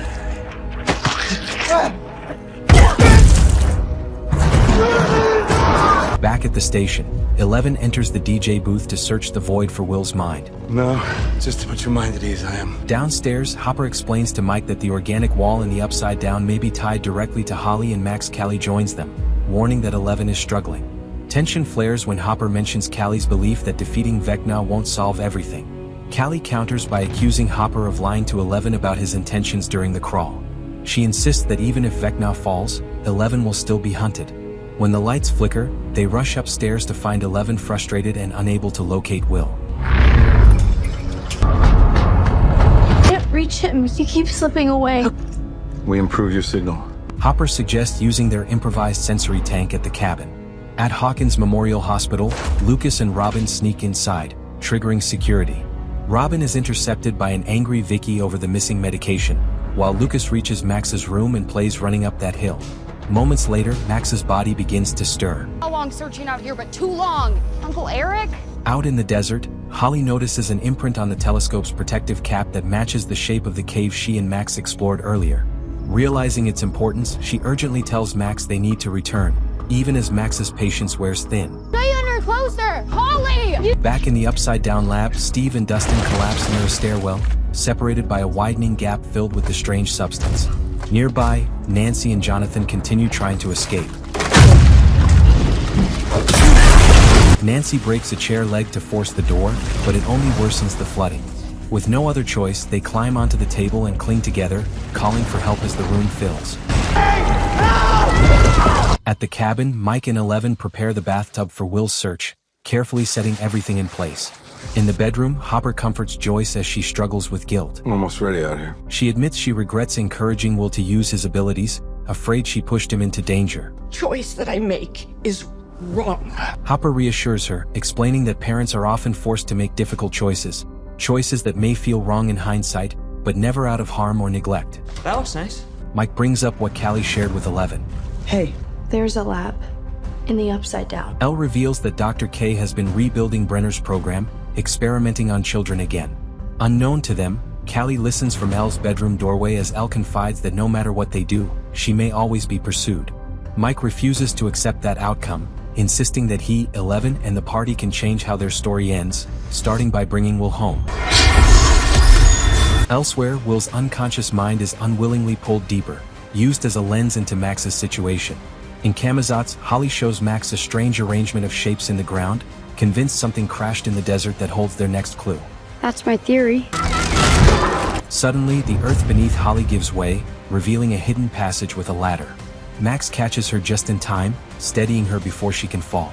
I know that it's a lot to absorb. At the hospital, Robin opens up to Vicky about her connection to the Upside Down. Vicky reacts with disbelief, brushing it off as stress and medication aftereffects. Putting them in a dream world. Robin struggles to explain herself when she hears military police searching nearby. Hang on. Trying to slip away unnoticed, she's intercepted in the hallway and cornered by guards. Back in the Upside Down lab, Steve finds a ladder to span the gap between floors. Dustin, shaken by memories of Eddie, begs him to stop. Please. They embrace as the ladder collapses into the opening, leaving them stranded but unharmed. Mr. Goldstein. With no rescue in sight, Nancy and Jonathan share a rare quiet moment. I hate the Clash. They laugh as Nancy admits she hates Jonathan's favorite band. The conversation deepens. Jonathan confesses he never applied to Emerson College, I know. while Nancy admits she avoided visiting him when he lived in California. They realize that shared trauma created distance neither of them knew how to address. Steve's a good guy. Nancy acknowledges that while Steve is kind, his vision of the future doesn't match her own ambitions. Happy meal. One last confession. Jonathan then reveals an engagement ring hidden inside a John Coltrane cassette, admitting he once believed it could fix everything. Framing it as an unproposal, he asks if Nancy would say no, and she tearfully agrees. Their exchange affirms both the love they shared and the friendship that remains. Jonathan tosses the ring aside, where it lands on the now hardened residue around them. The stabilized environment signals a shift, and together they celebrate the small victory. At the cabin, 11 steps into the bathtub, focused and determined. Hopper gives calm instructions in case something goes wrong. Concentrating, Elle enters the mindscape and finds Will, using her abilities to free him from the constricting vines and begin guiding him back. Will. In Kamazatz, Max and Holly descend the hidden passage and follow a trail to an injured scientist clutching a briefcase. Memory, right? Where did you find me? A young Henry Creel, dressed in a Boy Scout uniform, approaches to help. Nobody sent me to... But the encounter spirals as the scientist reacts in panic. Max pulls Holly away as the memory grows darker. Hey, it's okay. Is what made Henry bad? I don't know. Henry takes the briefcase, opening it to reveal strange particles drifting outward. Hearing music beyond the rock wall, Max breaks through, pulling Holly with her. Last time. In the Upside Down, found you. Will awakens and apologizes to 11 for being used to find Max. They're coming for her. He then comes fully alert, warning that Vecna plans to target her. Without hesitation, the group races toward the hospital. At the hospital, guards try to detain Robin as Vicky protests. Lights flicker, creatures appear, forcing them to flee together. They're not after us. Realizing the danger isn't aimed at them, Robin uses the hospital intercom to warn Lucas, directing him to the basement for escape. Elsewhere, Karen Wheeler awakens amid the chaos and notices supplies scattered in her room. Lucas carries Max toward the elevator, narrowly avoiding pursuit. In the basement laundry room, Lucas and the others barricade themselves behind machines. As the creatures search nearby, Vicky apologizes to Robin for not believing her. I'm sorry for lying to you for Robin apologizes in return for hiding the truth, promising that when this is over, they'll finally go to Enzo's together. We have to turn it off. Robin urges Lucas to turn off the radio, but Lucas insists Max is close to returning. In the mindscape, Max and Holly climb through the formation together as the music echoes.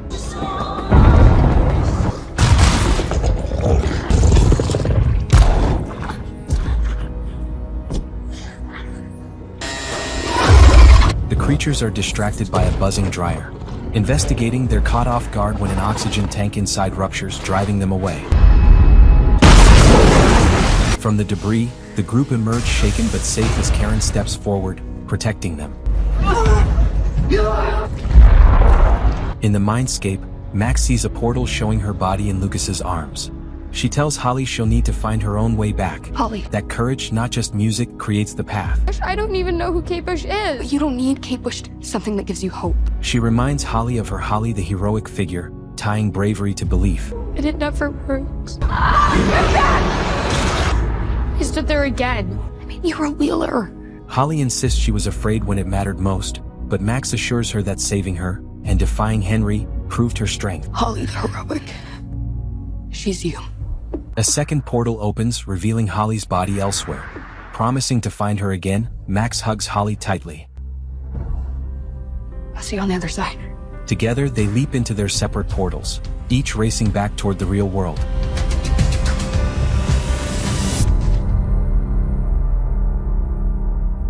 Max! Yes, that's it! That's it! Max finally awakens, her blurred vision slowly clearing until Lucas Sinclair comes into focus, still at her side. Can you see? Right. Nearby, Robin, Karen, and Vicky watch in disbelief. Waiting for me. Are you? As Max regains control, she and Lucas break down, holding each other as she thanks him for never leaving. Oh my god!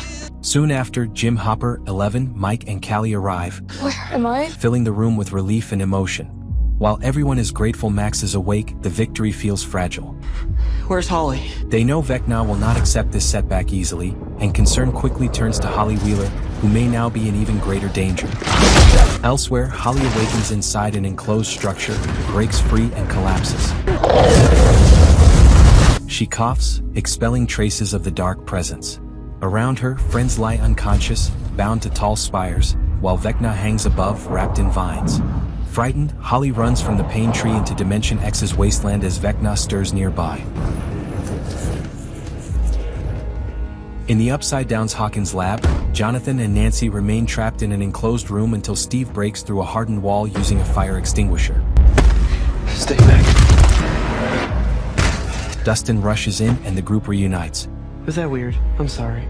Dustin explains that what they believed was a shield generator was actually exotic matter stabilizing the Upside Down itself.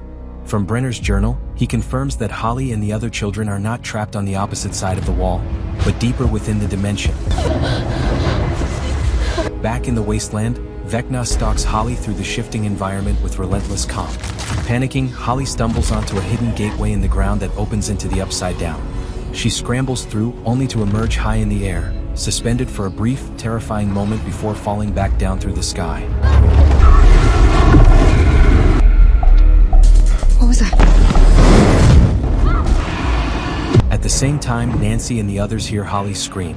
They rush outside just in time to see her falling toward the lab below. Any signal yet? In Hawkins, Erica, Murray, and Scott Clark position themselves across town, Most expedient way to pinpoint a telemetry. using balloons attached to strings to triangulate Dustin's telemetry signal.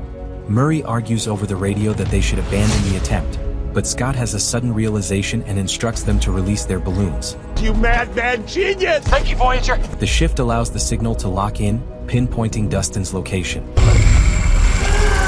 She got out. Elsewhere at the Hopper cabin, Will Byers wrestles with guilt, troubled by being used as Vecna's unwilling observer. He knew I was to spy the tunnels. He admits that during his earlier possession, his subconscious helped shape the tunnels beneath Hawkins, and the damage weighs heavily on him.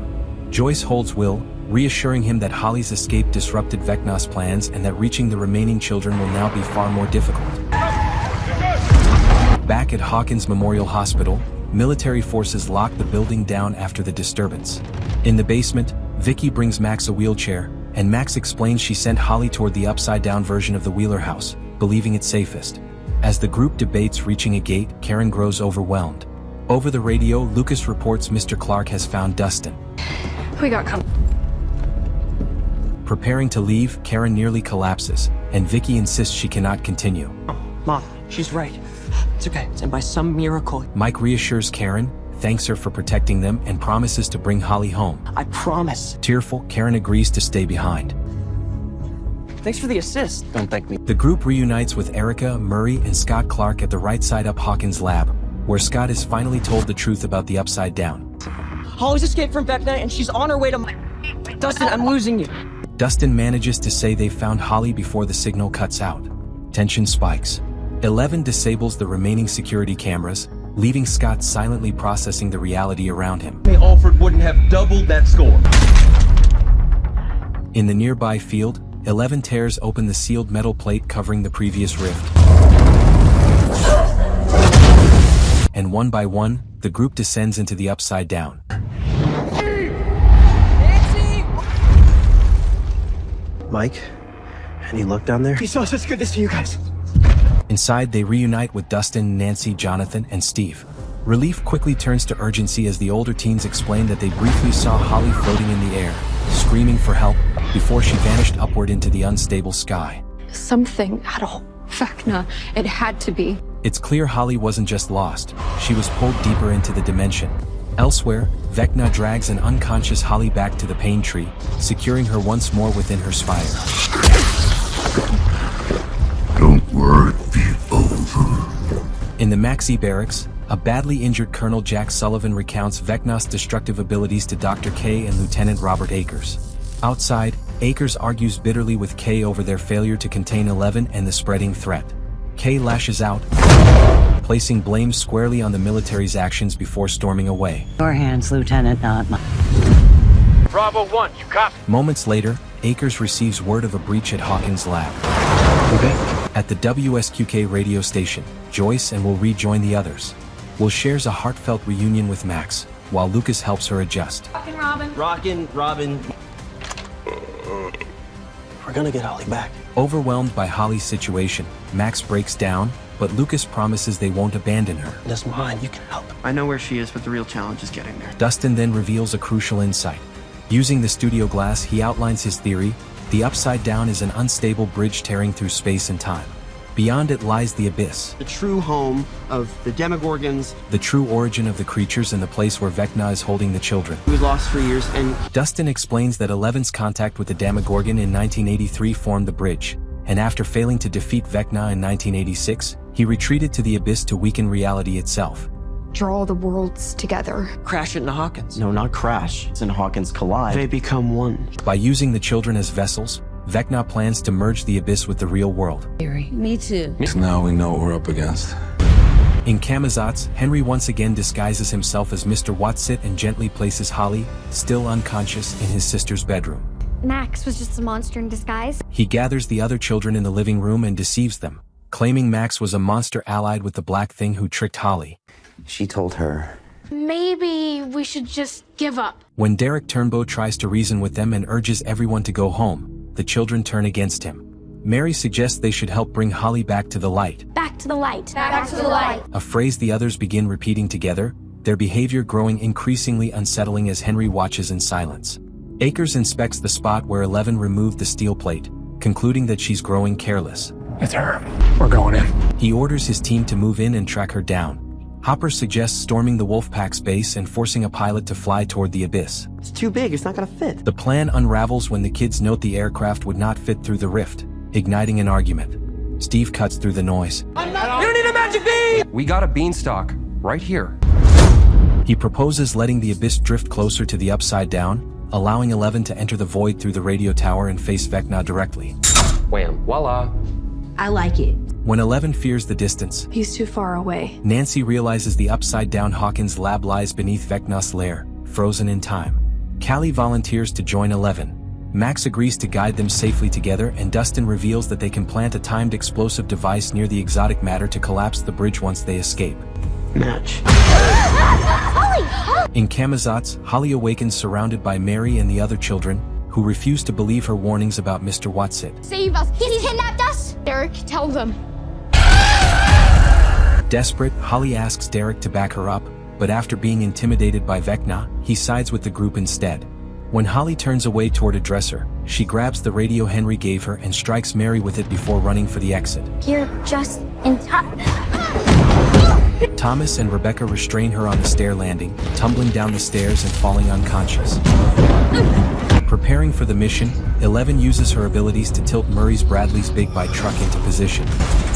I was hoping for a slightly more delicate. You're welcome. As Joyce and Hopper head toward the tunnels, Hopper admits he doesn't trust Callie and brushes off the tension between himself and 11. He promises Joyce this will be their final crawl, and she walks with him as far as she can before he continues on alone. Inside the station, Max and Vicky speak with Will about the plan. Will worries about being exploited again, but Max reminds him that even Vecna has fears, especially the Rachel Caves. How did you survive in there? She points out that everyone has something that holds them back, and facing it is how they win. Serious god complex, but In the basement, Mike shows Robin his prototype device, using a wired bike bell to trigger a D&D figure mounted on a vinyl record. Nearby, the teens prepare their gear. Okay, enough. Not exactly, but, you know. He is remarkably good at it. Dustin hands Steve the homemade spears he once built with Eddie Munson. And I know what he meant to you. I can't even... The two apologize for their fight in the Upside Down, admitting how much they missed each other and promising to protect one another during what's coming. The record, a Rubik's Cube isn't even a good measure of intelligence. Outside, Erica and Mr. Clark monitor the base's gate signals from atop the church. Secure the gate signal. Repeat. In the void, 11 and Callie meet to talk privately. Have you ever done this before? Callie repeats her belief that no matter how far 11 runs or how many enemies she defeats, the cycle will continue. To truly end it, she suggests that during the final confrontation, they stay behind as the bridge collapses. We stay on the bridge. Their conversation is cut short when Murray starts the truck. At the station, the group loads their equipment. Will asks Joyce for a private moment. Inside, he tells her what Vecna did to him while he was unconscious, how even his happiest memories weren't enough to keep Vecna out, and how Vecna forced him to confront his deepest fear. But he found a way past. Will explains that if he's going to use Vecna's fear of the Rachel caves against him, he must first face his own. My secrets.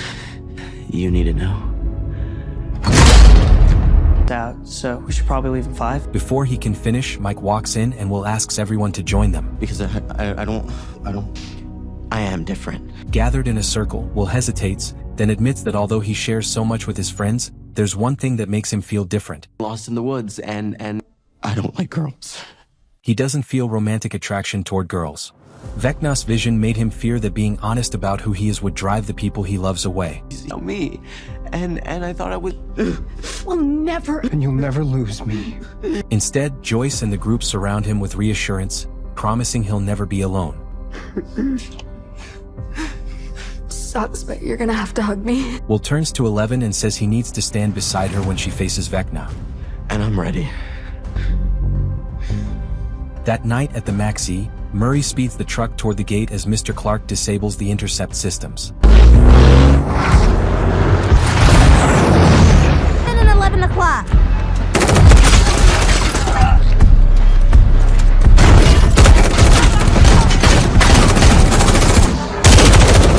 Hopper joins the others as the truck plunges into the Upside Down, leaving Dr. K watching in stunned defeat. Everybody okay? You all right? Yeah. Ready.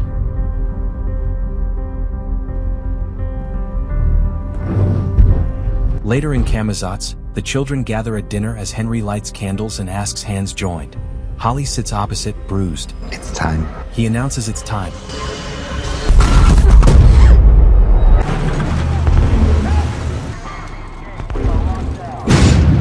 I swear to God. Inside the Maxi, Dr. K confronts the soldier controlling the gate, buying just enough time for the party to pass through and enter the Upside Down. All right, lab rats, let's scurry up. On the other side, the Bradley's Big Buy truck comes to a stop near Hawkins National Laboratory. Before they part, Mike reassures 11 that once Vecna is stopped, life can finally return to something normal. As the others move on, none of them realize that Lieutenant Robert Akers, defying Dr. K's orders, is secretly observing with his soldiers, intent on tracking 11 and Callie himself.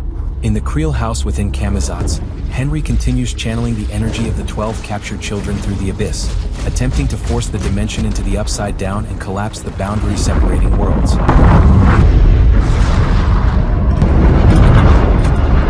High in the church bell tower, Scott Clark monitors the group's progress with growing unease. Erica Sinclair brushes off his concerns, praising him for helping save the world. Feels pretty swell. That confidence falters when Dr. K and her soldiers arrive outside, spotting the WSQK radio station parked nearby. Inside the station, a nervous Vicky Dunn uses the radio to check on Robin Buckley as the group begins climbing the radio tower in the Upside Down. Split up. The party splits up, ascending from opposite sides of the tower to reach the approaching abyss. At Hawkins' lab, Murray refuels the generator while Hopper, 11, and Callie reach the sensory deprivation tank. These are all friends. The site reminds 11 of Martin Brenner using the same setup years earlier to open the first gate. Murray takes a lookout position on the roof.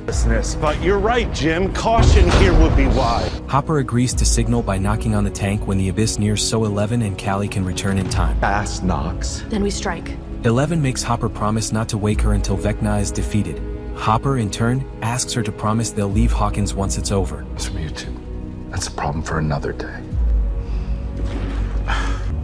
Let's end this, kid. As 11 is lowered into the tank, she and Callie slip into the void together.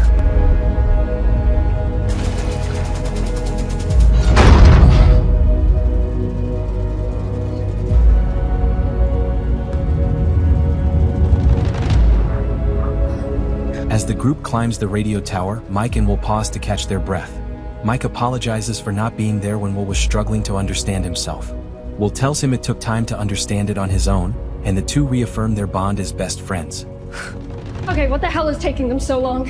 No, yeah, I mean, unless they're already dead. Back at the station, Vicky ducks into the kitchen to steady herself, only to discover that Max has been drawn into the void. Now able to stand without her wheelchair, Max meets 11 and Callie outside the station. Quite like a bull.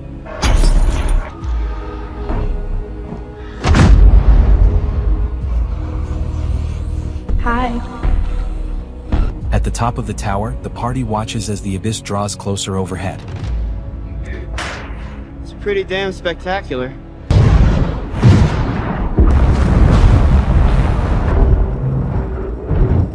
Murray radios a warning to Hopper, who pounds on the tank to signal that Vecna is on the move. Theory was correct. A giant planet is descending upon our head. Come on. So this is Vecna. Inside the void, 11, Callie, and Max discover Vecna's body. When 11 grips his hand, they are pulled through Henry's memories to November 1959 at Hawkins High, where Joyce is advertising the school play Oklahoma. Better see you there, Harrington. Yeah. Too distant, Max suggests a shortcut quickly. Back in the real world, Vicky spots Dr. K and her soldiers arriving at the station. She quickly wheels Max's body behind the hidden bookshelf leading to the basement and conceals it. In the Upside Down, the radio tower's antenna shifts out of line with the abyss gates, placing the party in danger. Dustin shouts over the radio for Hopper to hurry. Talk to me, what's going on? So give it again! Hopper strikes the tank again, and in the void, the trio reaches the school play memory.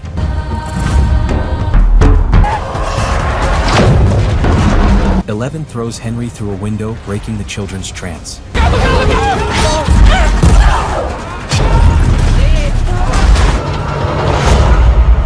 As the antenna buckles, Steve slips, but Jonathan catches him. 11's act stops the dimensional collision.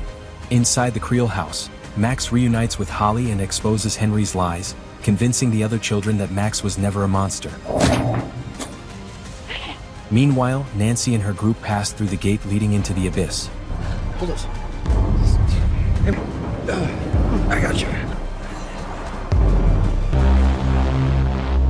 Does this officially make us space travelers? Henry reappears in the living room, furious to find the children gone. Where are they? 11 tells him his plan failed and that the children are safe with Max. Henry restrains 11 using his powers, explaining his intent to exploit the children's vulnerability to strengthen the Mind Flayer. Unseen by him, the children watch as Callie uses her abilities to conceal them, allowing them to witness Henry transform fully into Vecna. He's the black thing. Realizing Holly was telling the truth, the children follow Max toward the Rachel Caves. As Henry probes 11's mind and uncovers her plan, Callie reveals herself and attacks, but Henry vanishes before she can stop him.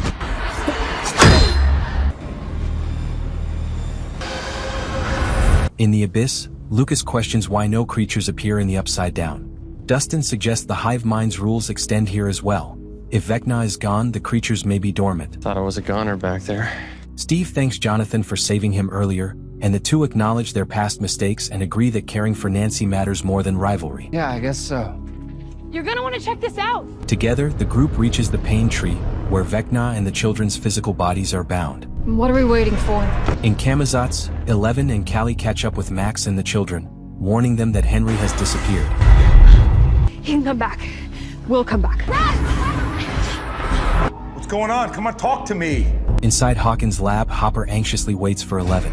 His focus shatters when he discovers drums of a chemical reminiscent of what harmed him during the Vietnam War.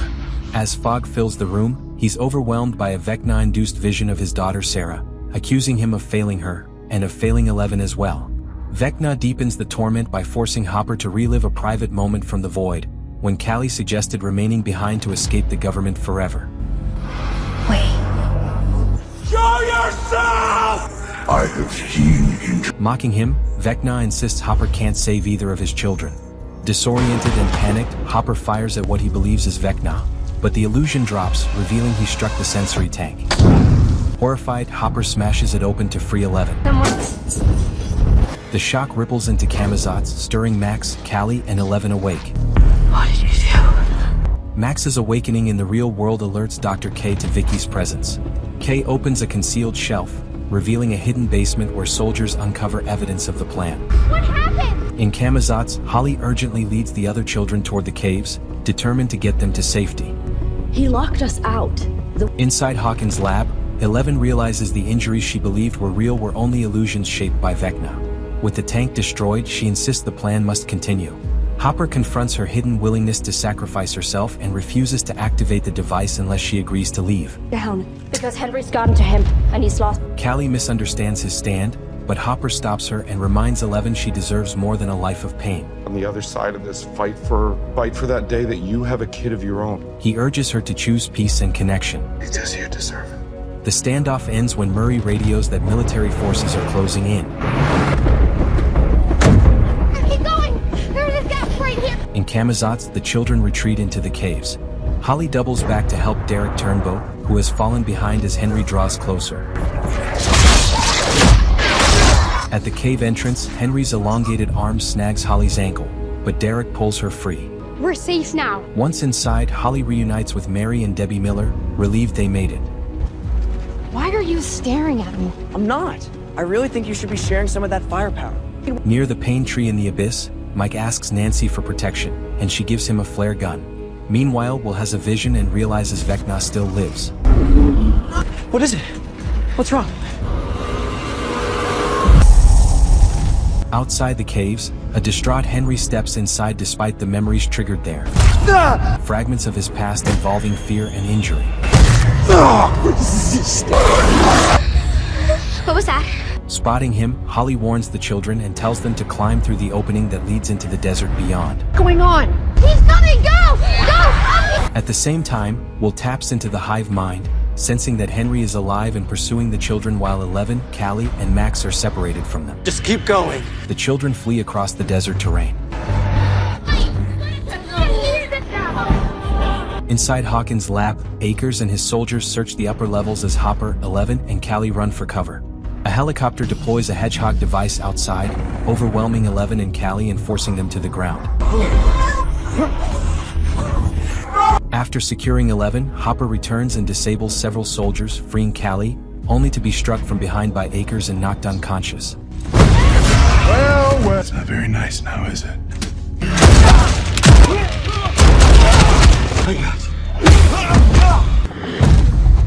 Inside the Nevada bunker memory, Holly calms the children, saying the memory cannot hurt them. Reaching the exit, she finds the fire poker she left behind. Hurry up, Glenn. Akers captures Hopper and threatens Callie, demanding Eleven's location. Hopper refuses, honoring Callie's silent plea.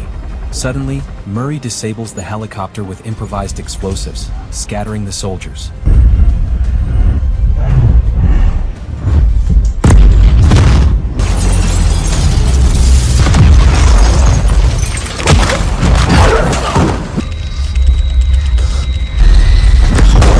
Eleven regains control of her abilities and stops the remaining forces, leaving Akers to face the results of his actions. In the chaos, Callie is injured and does not survive that night. Hopper returns, she has passed peacefully. Henry reaches the bunker, where Holly strikes him with a fire poker. Holly! But he overpowers her, causing her to lose consciousness. He is then overwhelmed by resurfacing memories of being wounded by the scientist long ago. Will witnesses the memory through the hive mind in greater detail. What's happening? He's so scared. Back on the roof, Hopper and Eleven share the grim news with Murray. God is from the big man, huh? Callie, where's Callie? Eleven notices how close they are to the abyss and believes she can reach it with her abilities. I can jump those boulders to the abyss. Hopper resists, but Eleven tells him what he means to her, not just as a protector, but as her father. I didn't understand the world. Raised me. Protected me. But I'm not a kid anymore. She explains that unlike Sarah, she can choose her own fate. She didn't have a choice to make. Returning the blue bracelet he once gave her, Eleven earns Hopper's reluctant trust and blessing. In the memory, Henry opens the scientist's briefcase and finds a piece of strange, glowing matter. When he touches it with his injured hand, the substance merges with him, restoring the wound. The mind flayer connects to his mind, urging him toward the abyss and promising purpose.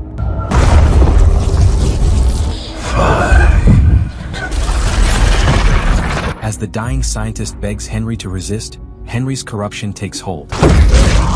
He uses his abilities to overpower the man and flees. Will realizes Henry was once an innocent child who was corrupted. The mind flayer didn't want you in the... I said leave me alone. And that the same cycle was forced onto him years later. Though Will offers compassion, Henry rejects it, insisting the Mind Flayer revealed the truth of a broken world and that they are now one. It has never controlled me. In the abyss, the pain tree rises from the ground. I chose. Revealing itself as the Mind Flayer's physical form. A colossal being made of countless fused masses. It advances on the party as they narrowly avoid its sweeping movements.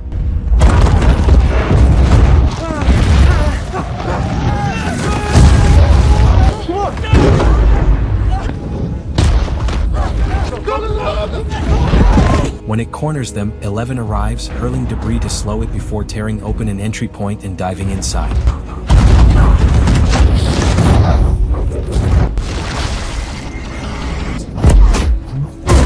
Within the creature, 11 confronts Vecna in his true form, initiating a clash of willpower. Way to damage anything of that scale, we Outside, Mike proposes drawing the creature toward a canyon so they can strike from above.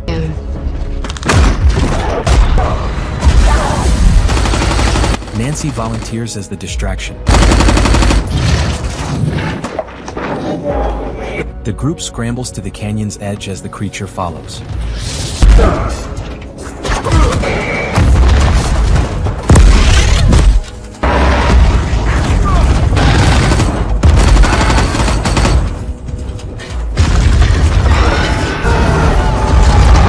Wedged within the canyon walls, both lose balance. The group strikes together, while Dustin and Steve attack from below, targeting the creature's weakest growths.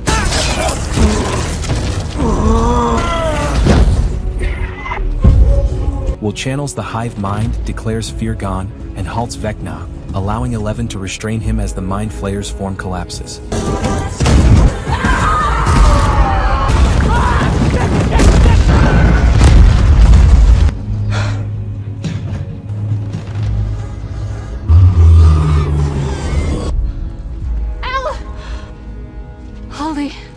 Nancy rushes forward and pulls Holly free from the spire.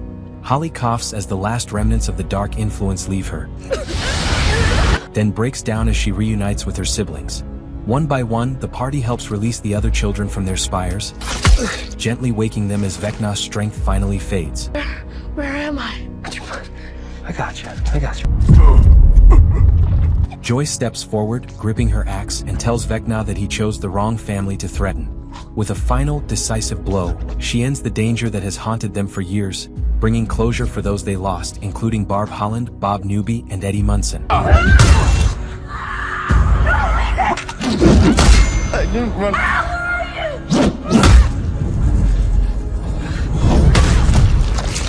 Dustin radios Hopper and Murray at Hawkins' lab, reporting that the children and the entire party have been freed. He tells them to trigger the final sequence. Copy? Yeah, copy. What's going on? Yeah, the party took a hell of a beating, but we're okay. Destroy the Upside Down once and for all.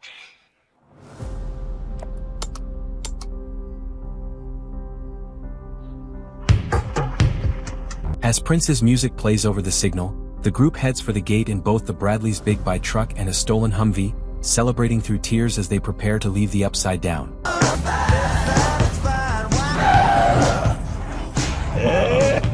How's it feel? Feels like Their relief is short-lived. Dr. K's forces surround them outside the gate, disabling the vehicles and restraining the group as Hedgehog devices activate around the maxi.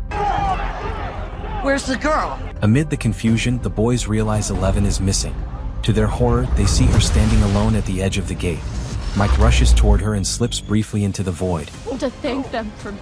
11 meets him there and explains that as long as she remains in Hawkins, the government will never stop hunting her, and running will only put him and their friends in danger. She asks him to thank the party for teaching her what friendship truly means. Despite Mike's pleas, 11 tells him that one day he'll understand her choice. She thanks him for loving her, for helping her become who she is. They share a final embrace and kiss, promising they'll always be connected, before Mike is pulled back to reality. Bye, Mike. As the music swells, 11 holds her position at the gate. When the final note fades, the triggered device destabilizes the remaining exotic matter.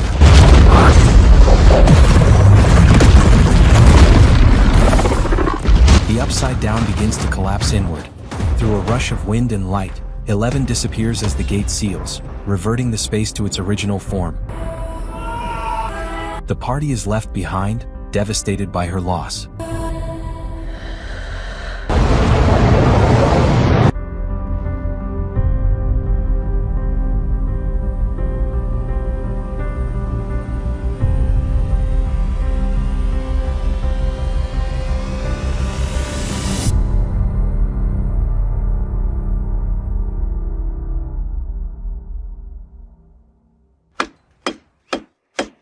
In May 1989, nearly 2 years later, renovations at the Hawkins Public Library are almost complete. A plaque outside honors the victims of the March 1986 earthquake, including Eddie Munson. AKA Rockin' Robin. Robin Buckley returns to host a special episode of The Squawk, reflecting on how strange and emotional it feels to see Hawkins alive again. The military has withdrawn, stores have reopened, and the quarantine is over. Robin reveals she's been attending Smith College in Massachusetts. Her co-host Steve Harrington now coaches the local baseball team, with Derek among his players. Robin adds that she's back in town for her friend's graduation. A new favorite. Elsewhere, Max rolls back in on her skateboard, fully recovered and smiling beside her beloved Lucas as they prepare for graduation. Dustin gets ready as well, his mother overwhelmed with happy tears. I'm only a day's drive away. So handsome. Nice shirt.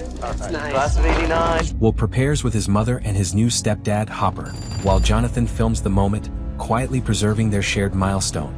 During the preparations, Karen Wheeler calls Hopper and Joyce to say that Mike is missing. Hopper, now back as police chief, finds Mike alone in the town square. Kids going missing in this town. Mike admits his survivor's guilt has kept him from wanting to walk across the stage. I had this plan. He grieves the future he imagined with Elle. It was a fantasy plan. Hopper reassures him that the outcome was not his fault and tells him he must choose between staying trapped in regret or honoring Elle's choice by moving forward. Self for what happened.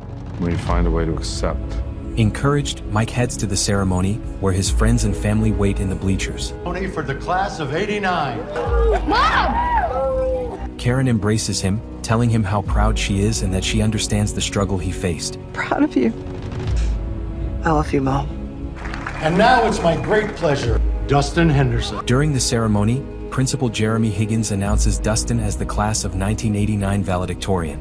In his speech, Dustin reflects on how their childhoods were disrupted. Dungeons and Dragons. Woo! Using Dungeons and Dragons as a metaphor for what they survived together. Change. He explains the idea of good chaos, how unexpected connections formed across Hawkins during its hardest moments. Near the end, Dustin gently challenges Principal Higgins for pushing a false sense of normalcy and chooses to honor Eddie's legacy. He opens his gown to reveal a Hellfire Live shirt. Screw everyone and everything! Making a bold statement before taking his diploma and leaving the stage to loud applause. The class and audience cheer. Back in your seats now! As microphone feedback warps, Mike is struck by a realization tied to past experiments, sparking a sudden insight. You're an absolute madman. Higgy. Stacy. Afterward, Stacy Albright invites the boys to a party, but Mike smiles and suggests a different plan. Should we go? Is way better. We're in New York. Thinking about moving? That evening, atop the radio station, Nancy, Jonathan, Steve, and Robin look back on their time in Hawkins while sharing updates about their lives. You go pretty easy. Nancy explains she left Emerson and now works at the Herald. Jonathan is studying at NYU, focused on making short films. Steve talks about teaching health classes while also coaching baseball. Miss this? I mean, I really like my new friends. Robin shares that she attends Smith, continues dating Vicky, and is planning a trip with her. Despite moving in different directions, the four admit they miss being together. Over the hideout, They agree to meet once a month in Philadelphia at Robin's uncle's house, determined to keep their bond alive. I did not say that about Julie. She was drinking. I'm looking. No. Mrs. Byers. At Enzo's, Hopper tells Joyce that with the kids heading to college, they could leave the cabin behind. I am, but... He shares that he has been offered a sheriff's job in Montauk Beach. Gently lapping on the beach. Joyce listens as he says she can take time to consider the move, but asks her to answer one thing right away. Just a little quick trip into the city. He signals the band, drops to one knee, and proposes. Joyce Byers, you spend the rest of your life. Yes. The band begins to play as the two share a slow dance, surrounded by smiling customers who applaud and celebrate the moment. A hushed quiet falls over the town. Strides up to Dustin the bar. Don't do this. At the Wheeler house, 5 members of the party play Mike's D&D campaign in the basement. After nearly losing, Dustin realizes Will can summon the mage to save them. Waste of time! Stop! Your friends, sorcerer. The mage. Oh, from darkened paths and secrets deep. Will rolls the dice, turns the game around, and secures their victory. Mage of St. Markovia! Her hands and shoe! And turns to ash. Some pieces of gold each. The end. Wait. Hold on. They ask what fate awaits their characters, and Mike narrates that Lucas and Max, Knight and Zoomer, move to a new town where their bond grows stronger. Their love grows stronger. Dustin, the bard, attends college and often meets Steve, who fulfills his dream of traveling in a portable RV. As for Will the Wise? Will the Wise, away from Hawkins, he finds acceptance, embraces who he is, no longer hiding any part of himself. And the storyteller. Mike, the storyteller, college becomes a step toward writing. One day. Inspired by the adventures he shared with his friends. The story of the mage. The real story. He admits there is one story he cannot openly tell, the true fate of Elle, the mage. Using D&D logic, Mike explains Elle could not use her powers in the void while the hedgehog device was active. My story. He believes Callie created the illusion of Elle's loss. Callie, believing Elle deserved more than sacrifice, used her remaining strength to project a false image of Elle vanishing at the gate. Once the mage escaped? While the real Elle escaped through the tunnels beneath Hawkins' lab, Mike admits this is only a theory, but the party is deeply moved and chooses to believe their mage survived. In the final image, Elle backpacks toward a quiet village hidden behind waterfalls, beginning the life she dreamed of. And it is here that she finally finds happiness. I believe. Guys, what's going on? Karen calls down from upstairs, warning that dinner is getting cold.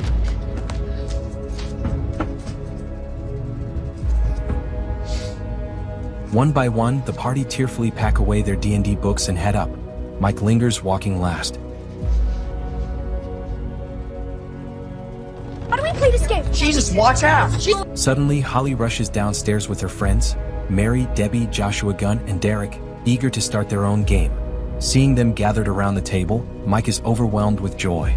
Smiling softly, he turns back upstairs, quietly closing the door and letting the next adventure begin. Thanks for watching. For those interested in learning how I create these movie recaps, you'll find a step-by-step masterclass link in the description. Please hit that subscribe button if you haven't, let us know where you're watching from and share your thoughts in the comments.